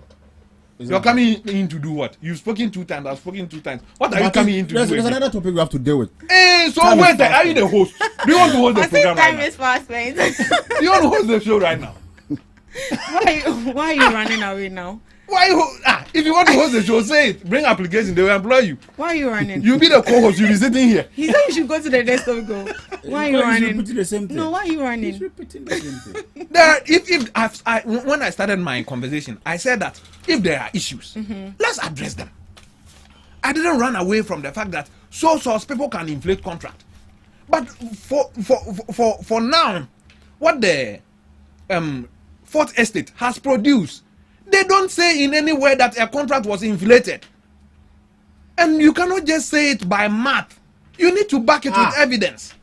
Bro, when NDC was criticizing you, they were using the Auditor's General Report, the performance audit, to criticize the Cocoa Board performance, the Cocoa Roads performance audit. They were using that to criticize you. In that audit, it said that some roads that were sole source were inflated over 3 to 4 times their original prices. You can find that report on, it is 2023 report. You can find it on the internet. I don't have to give it to you. They criticize you on sole sourcing based on that. So if you want to criticize them on sole sourcing, bring evidence that shows that the sole sourcing that they did has been inflated, since sole sourcing itself is not a crime. It's not a crime. Point well made. Right. So President Mahama during his SONA said that the use of sole source is actually going to be very rare. Would you agree that? Would you say that 44% is rare? No. Because that is almost like half of the. 44% cannot be the rare case. 44%, in my estimation, is too much. It's too much, exactly. You get it? Yes. But the caveat here is that we must know that a crime has been perpetuated out of the 44%. A crime? Yes. Sole sourcing itself is not a crime. Inflating a contract sum to benefit from it is the crime, right? That is the corruption. Where the price is 50 cedis, then you make it 25 cedis and take 20. You make it 250 cedis and take 200 cedis for yourself. That's why the crime is. But the fact that I say, oh, this man can wear good suit. When he wears suit, it looks good on him. So hence, I'll make sure he models my suit for me. Then you tell me that just by taking that decision, it is a crime. When you cannot establish that there has been underhand dealings between me and my brother for me to give him that contract. You get it? Yes. 44% of the contract awarded so far is huge. It's huge. I'm not oblivious to that fact. But until you condemn it. You see, if it was a crime, I would have condemned it.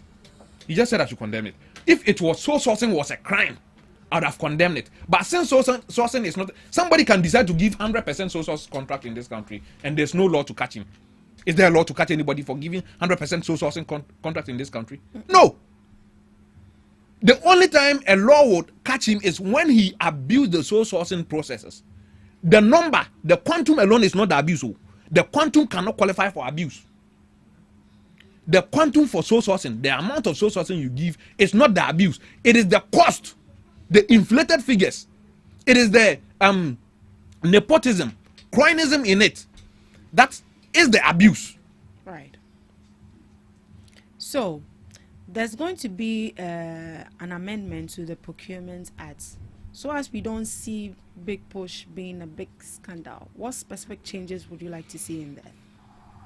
Yeah, so all we are seeking for is that the issues raised with regards to this big push are concerning, they are alarming, and then quickly we have to relook at it, revise it, take them through competitive tendering, get the best people who are fit for the job, so we can use the taxpayers' money judiciously. So all we are saying is they should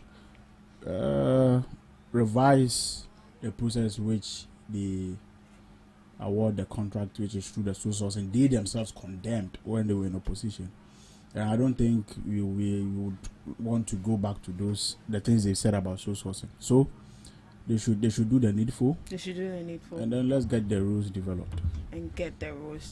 So now to the LGBTQ. Mr. DB, what about you? What specific changes would you like to see? Why are you in a rush to talk about LGBTQ? Relax, calm down. You are running away from your own sole source issue. Well, I think that we cannot say there won't be sole sourcing. We cannot make a law and take out sole sourcing. So it shouldn't be abolished. We cannot make a law and take out sole sourcing. So it should be reviewed. So if there's an emergency here, and we need to give a contract today for an emergency without sole sourcing, how are you going to do it? You remember when COVID came, the airport testing, it was sole sourced. The airport? Yes. The test that you do at the airport, that they were charging you $150. Yeah, it was an unexpected something. Of course, it was an emergency. even the normal. What did I just say? What did I just say? What did I just say? You had your time. You see, he's uncomfortable. He's very uncomfortable when I mention anything his government did. I said that there can be emergencies. Yes. And I use that as an example, as an emergency. Exactly. So what are you saying? What do you want to argue with me right now? What do you want to say? Let's finish with your submission. So, based on these exigencies, you cannot abolish sole source in total. There should be a semblance of sole sourcing in the act that can allow government to give contract when there's an emergency. Because if people are dying, you can't use, my brother said 3 to 12 months to but you can revise the time limit. That can also be looked at. Well, maybe we have, and they have types of tendering. We have competitive and then selective and all that. So we can look at the time limit and reduce it, maybe to 1 month, 2 weeks, 3 weeks. All that matters is that we have alternatives to choose from. The best to do the job. If you have an emergency, then you open a tender. Then 100 companies apply for or tender for that particular contract. How are you going to use 3 weeks, 2 weeks to sort all of them out? Because the contract that, unless my brother hasn't seen, I'm not trying to attack him, unless he hasn't seen some of the requirements that you need to go through a competitive tendering. I have gone through it. So I know the requirement. Sometimes you need tax clearance. Do you know how many days it takes to get your tax clearance in this country? Do you know how many days? So, bro, sole sourcing cannot be taken out. We can minimize it. We can cut it down. But to take it out, we will sit here and one day advocate that we bring it back. So we should minimize it. Maybe set specific guidelines to how sole sourcing should be done. There are certain things that we cannot do competitive tendering, for instance. So for instance, Akosombo, Aflao, what do you call it? That bridge at Akosombo, what is it called? Adome Bridge collapses tomorrow. Hey. Do we need examples are what? Extreme. Extreme. Yes. Deadly. Because we are talking about emergency. If that bridge collapses, it is an emergency. We need constructors on the road ASAP. Immediately. You cannot say that one should go through competitive tendering. And you see, one thing we are not averting our minds to. Bro wants to talk about his LGBT. One thing we are not averting our minds to is that once there are certain, we should even have a quota for local contractors. That this job are reserved for local contractors. If everything is open source, the foreign contractors have the capacity more than our local contractors. When they come, you cannot ignore their expertise and the things they are coming to do and give it to a local contractor. So these are all things that we can work around and then make sure we have a good law. All right. Thank you so much, Mr. Ganip Dubig. So sourcing. We are waiting for the Auditor General's report. All right. At this juncture, we are going to be delving into the what my brother likes. He's been itching. He's been itching to talk about it.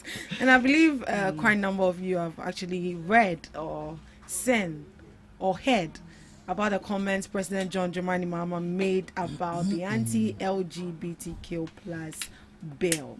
So President Mahama has stirred debates with his recent comments on LGBTQ plus issues. Speaking at a dialogue with civil society at Jubilee House, the president stated that while the issue is important, it is not the country's top priority right now. He emphasized that Ghana is currently more focused on urgent needs like jobs, healthcare, education, food, and housing. And he described the LGBTQ plus conversation as sensitive and emotional, calling for calm, respect, and dialogue, and stressing that any decisions must follow democratic processes and the rule of law. At the same time, he has maintained his personal and cultural stance against LGBTQ practices, while indicating that any legislation will be handled through proper legal and constitutional channels. Mr. Abdul, is LGBTQ not a priority? Should we be focusing on other matters, as he pointed out, jobs, healthcare, education, housing, food, clothing? So first of all, I want us to address this issue with just common and basic logic. Once upon a time, where in a country called Ghana, this country, where we were told during the XY regime, and this one I'm situating it based on issues and then argument that were made.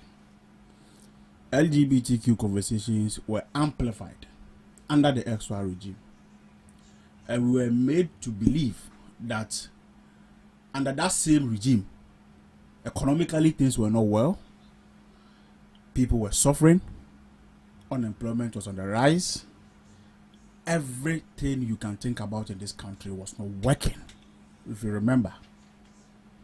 At the moment where these basic needs the president is talking about today, where things they were campaigning seriously against, because they were saying times were hard, times were tough. And you remember the president on several occasions saying that things were not rosy in this country, where at a point we also admitted to the fact that due to certain external shocks, we were not having a rosy time in Ghana. Under that period, where basic needs became a discussion of a great concern, that was the period they saw a necessity for us to pass this LGBTQ bill in Parliament. Under that regime, where the basic needs were present, under that time, it was a priority.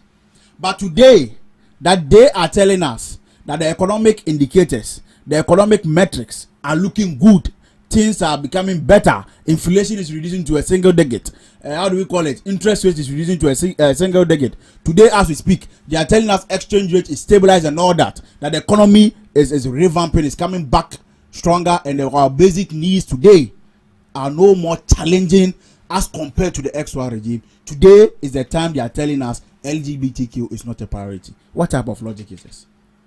This is the era, this is the period, as they claim that the economy is looking good, things are picking, and then Mahama is a hoop. This is the era that they have to also put focus on this LGBTQ bill and make sure they pass it. Because today, as we speak, they have absolute super majority in Parliament, and we are not debating, we are not arguing with them on that.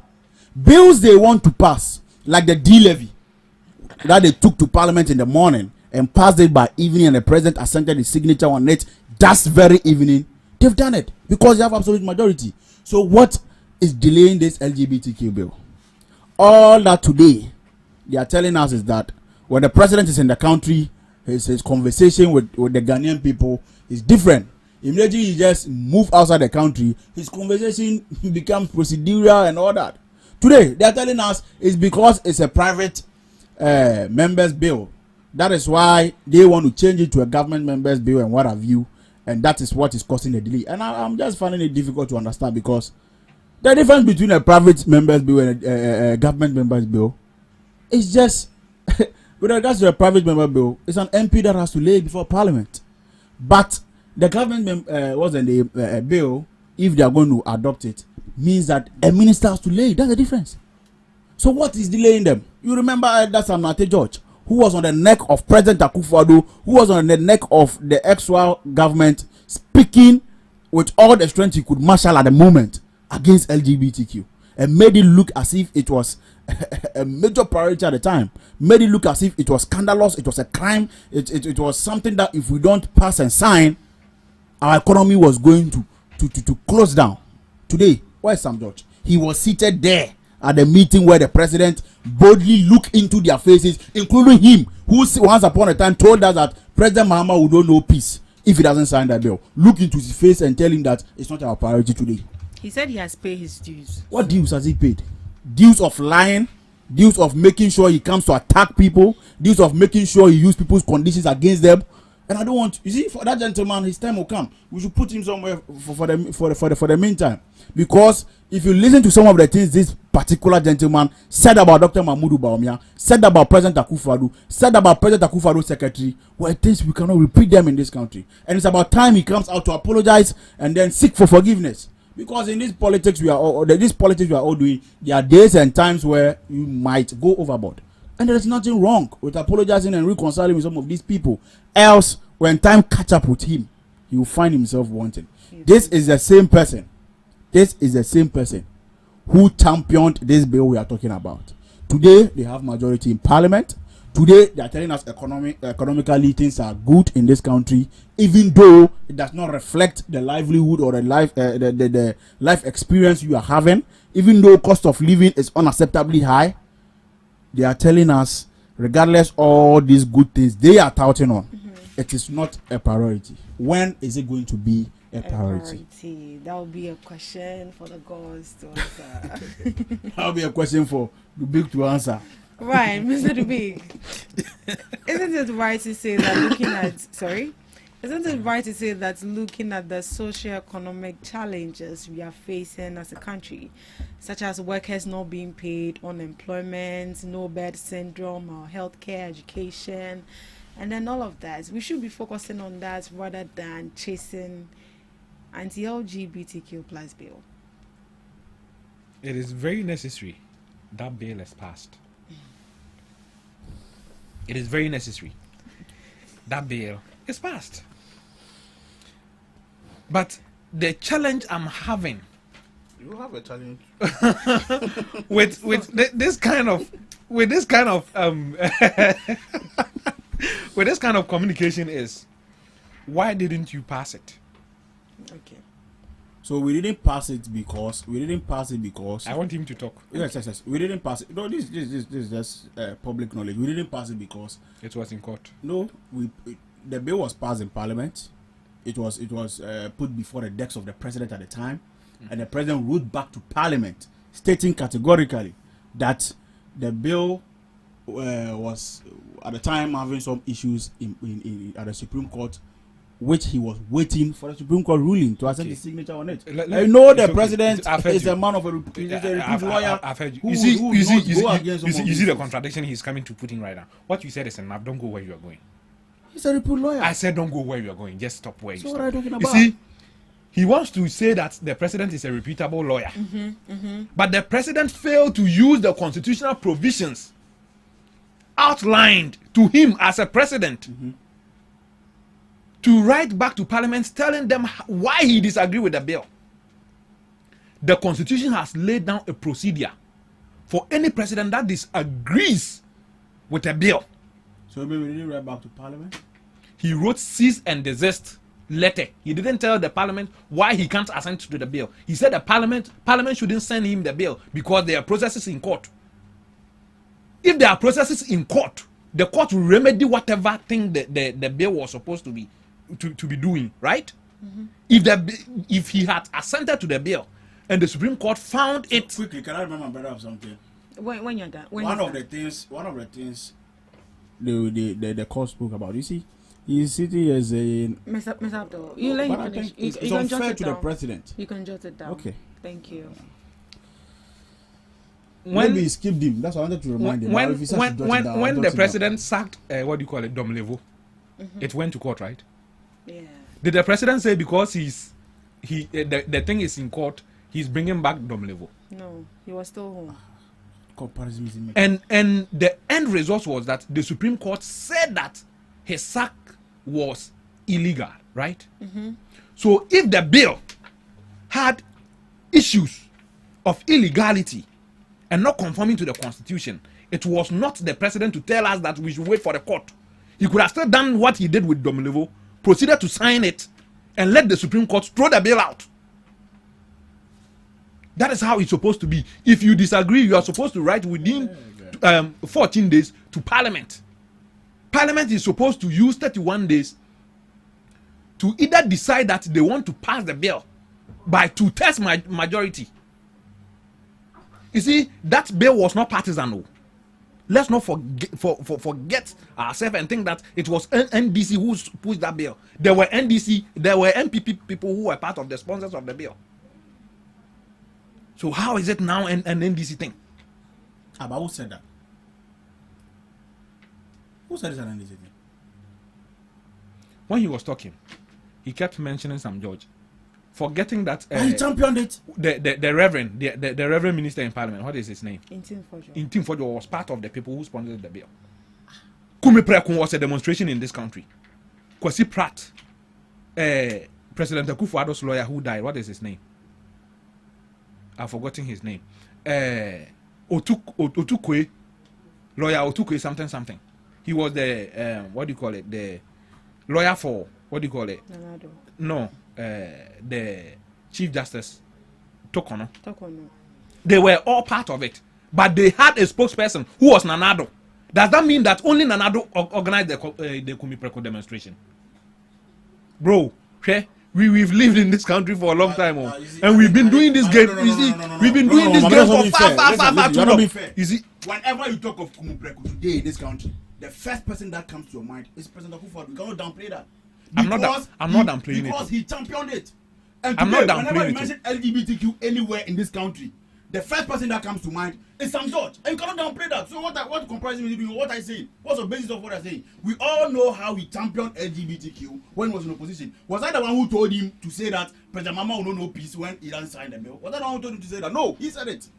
So why are you letting it look as if you are making it MPP NDC? The question she asks you is simple. Is it a priority or not? Speak to President Mahama now. 2024, 2025 is past and gone. And let's have current discussion, live discussions. So speak to it. You see, he cannot condemn his president. That's enough. Let him do that. What are the issues of the LGBTQ now? Is there an issue?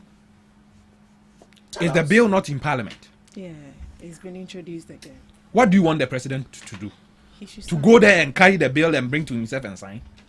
So what we want the president to do is that the D-levy he brought to Parliament and then...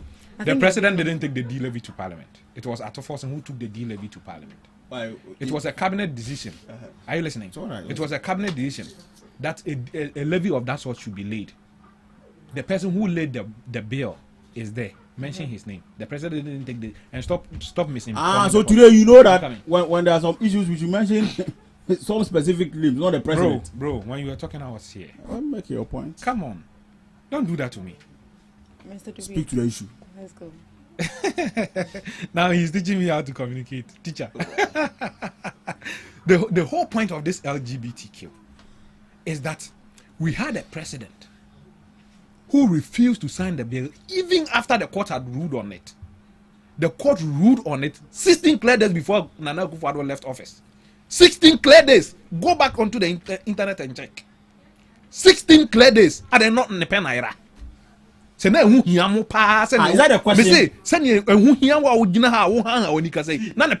2 hours, you will still speak to President.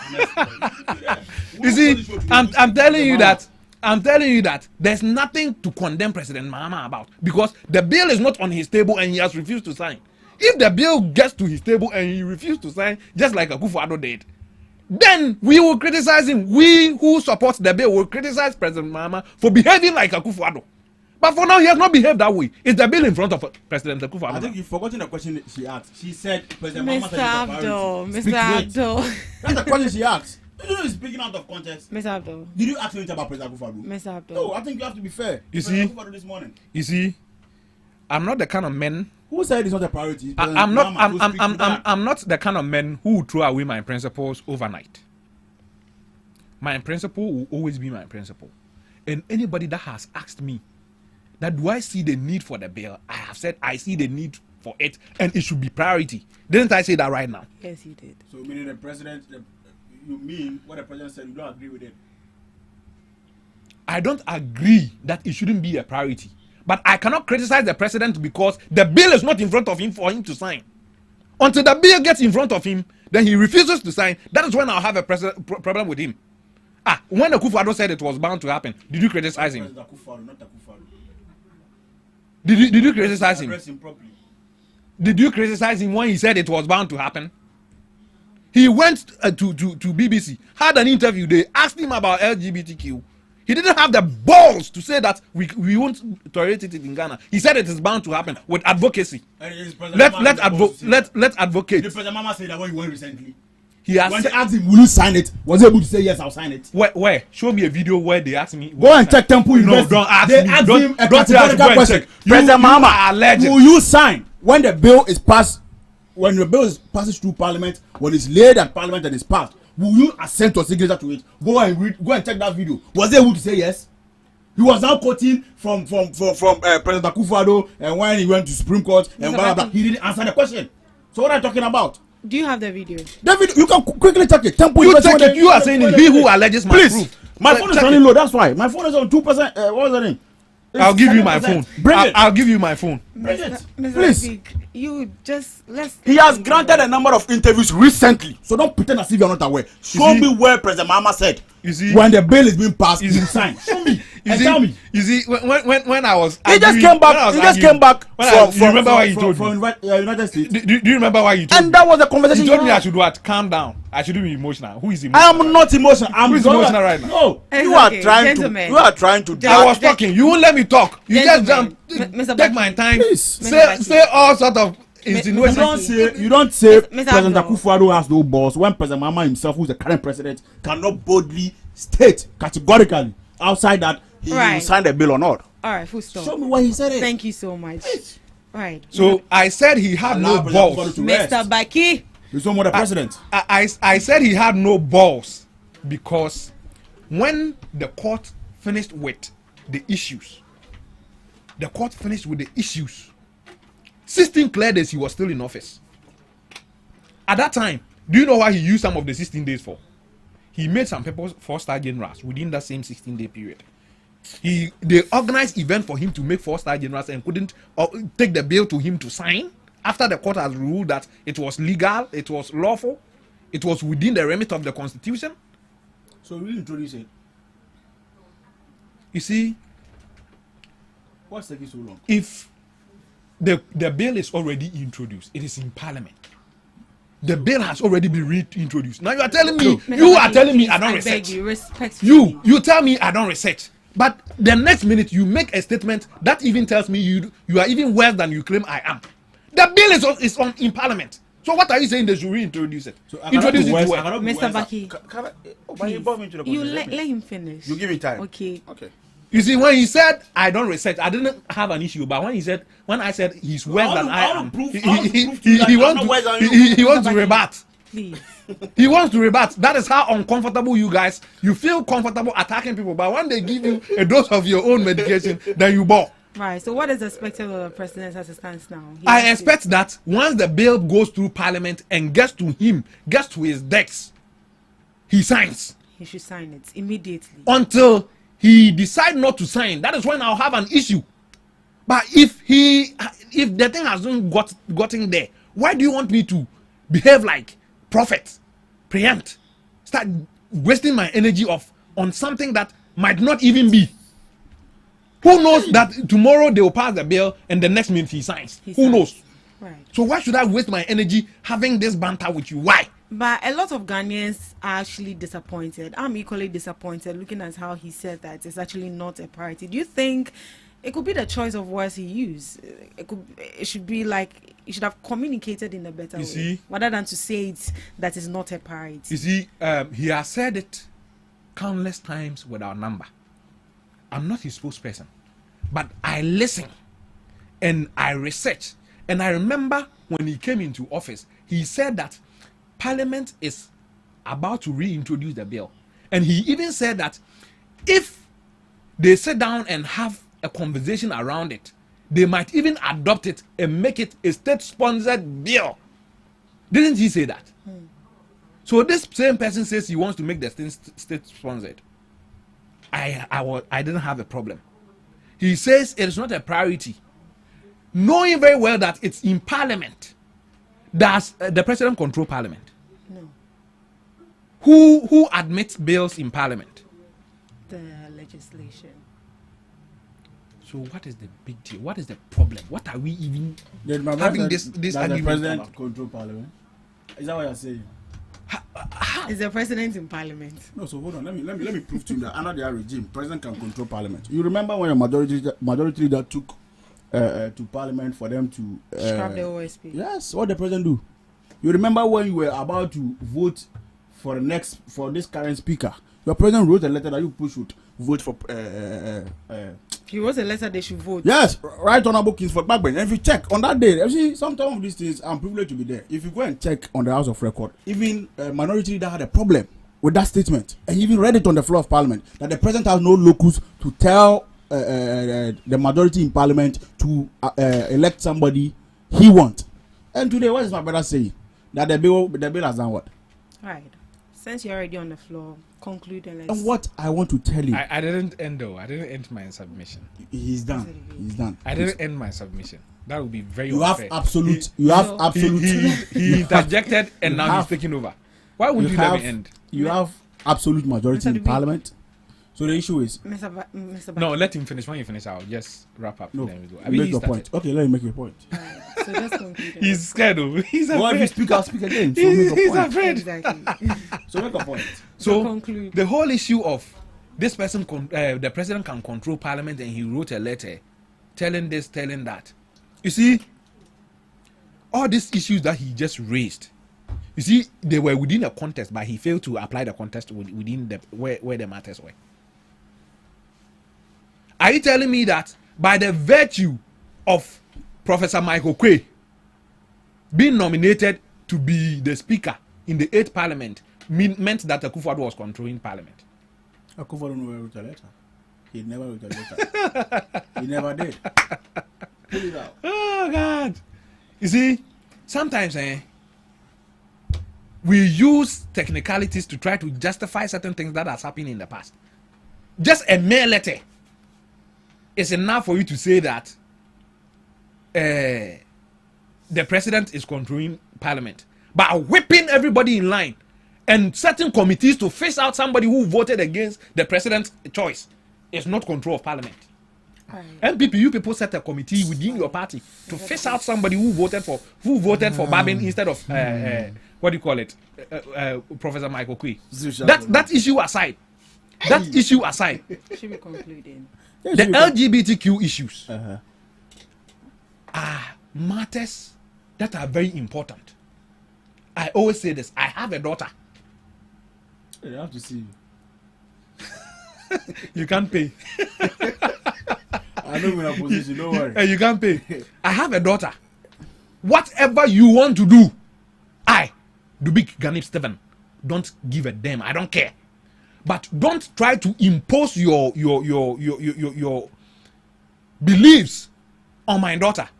I give birth to my daughter. I pay her fees. I make sure I shape her view on this earth. So you can be your LGBTQ.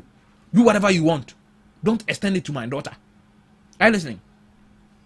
So until we come to the realization that LGBTQ are issues that we need to deal with for the sake of our kids, we will always come and sit here and have this banter.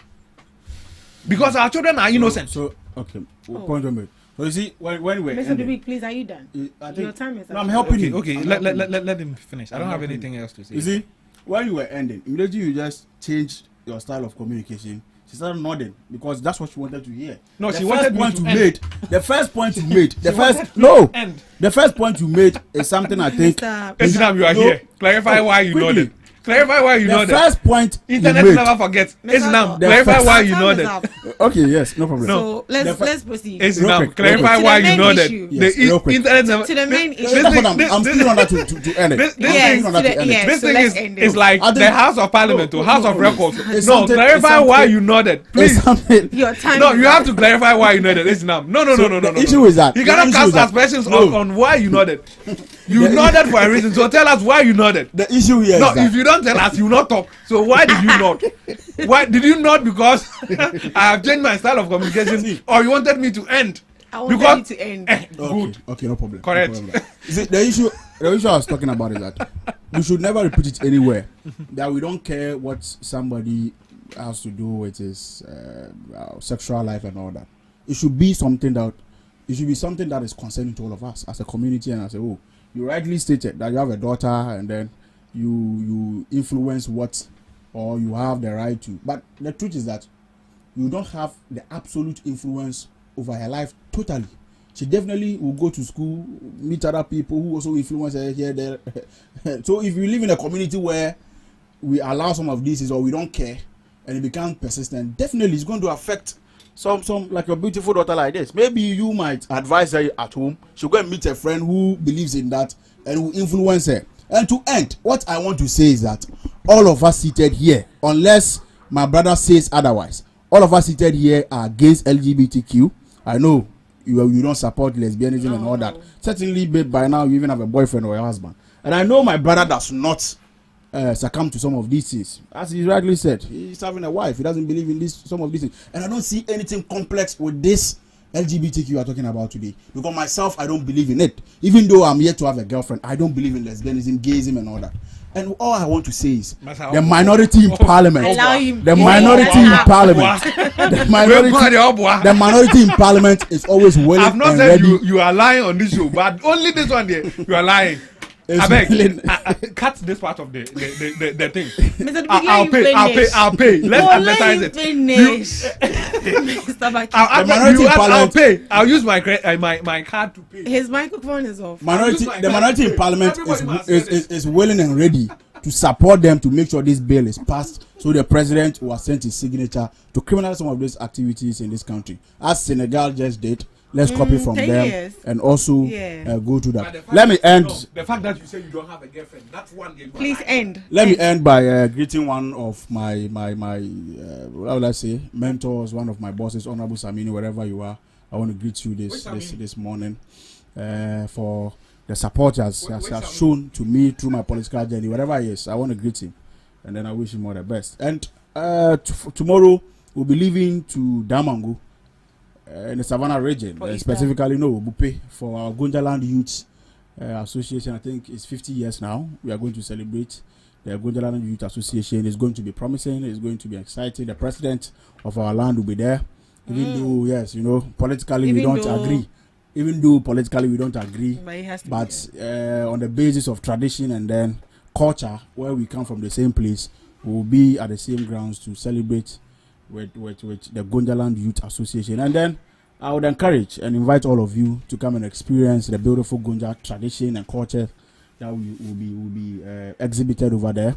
My boss lawyer Samalabu Jinapa will be there, John Jinapa will be there, my leg Basintali will be there, and then I think it's set to be a promising event, and I invite all of you to be there.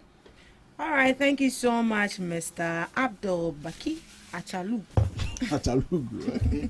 I think I have to change my name to Achalu. Mr. Duvi. Yes, ma'am. Your last words. Okay, my last words I'll give you my last words. That's me this point. But you just gave your last words. Okay, after using your last words to say you don't have a girlfriend. Great president. Mr. Duvi. Great president. I said I'll sponsor that part of the video. I'll pay. Everybody must see that you say you don't have a girlfriend. And if your girlfriend sees it, let's see what she will do. The whole issue of this LGBTQ is that I think that in our honesty, it is something that we need to deal with and get our hands of it. If we want it passed as a country, let's pass it. If we don't want it to, let's just make that decision clear that we don't want the law passed. But today this, today that, I think it is becoming too much of a wasted airspace and all that. I don't see where the issues are. The bill is not on the table of the president. Until it gets there and he decides not to sign or say it's not a priority, then we can all come out and then say what we really feel or what we want to tell him. But until then, there's nothing for me to have an issue with. All right. I want to say good morning to everybody that listened. And then, in as much as we come here, it gets heated sometimes, we are brothers. And we don't do it out of hate or spite or anything. We do it because we love this country and we want the country to grow. They are brothers. All right. Thank you so much, Mr. Achalu and Mr. Dubik. Thank you so much for joining us on the Ghana Talks Breakfast Show. We had a very engaging moment right here. We learned, it got heated. They sorted out their differences. We'll be back again tomorrow. Do have a lovely day.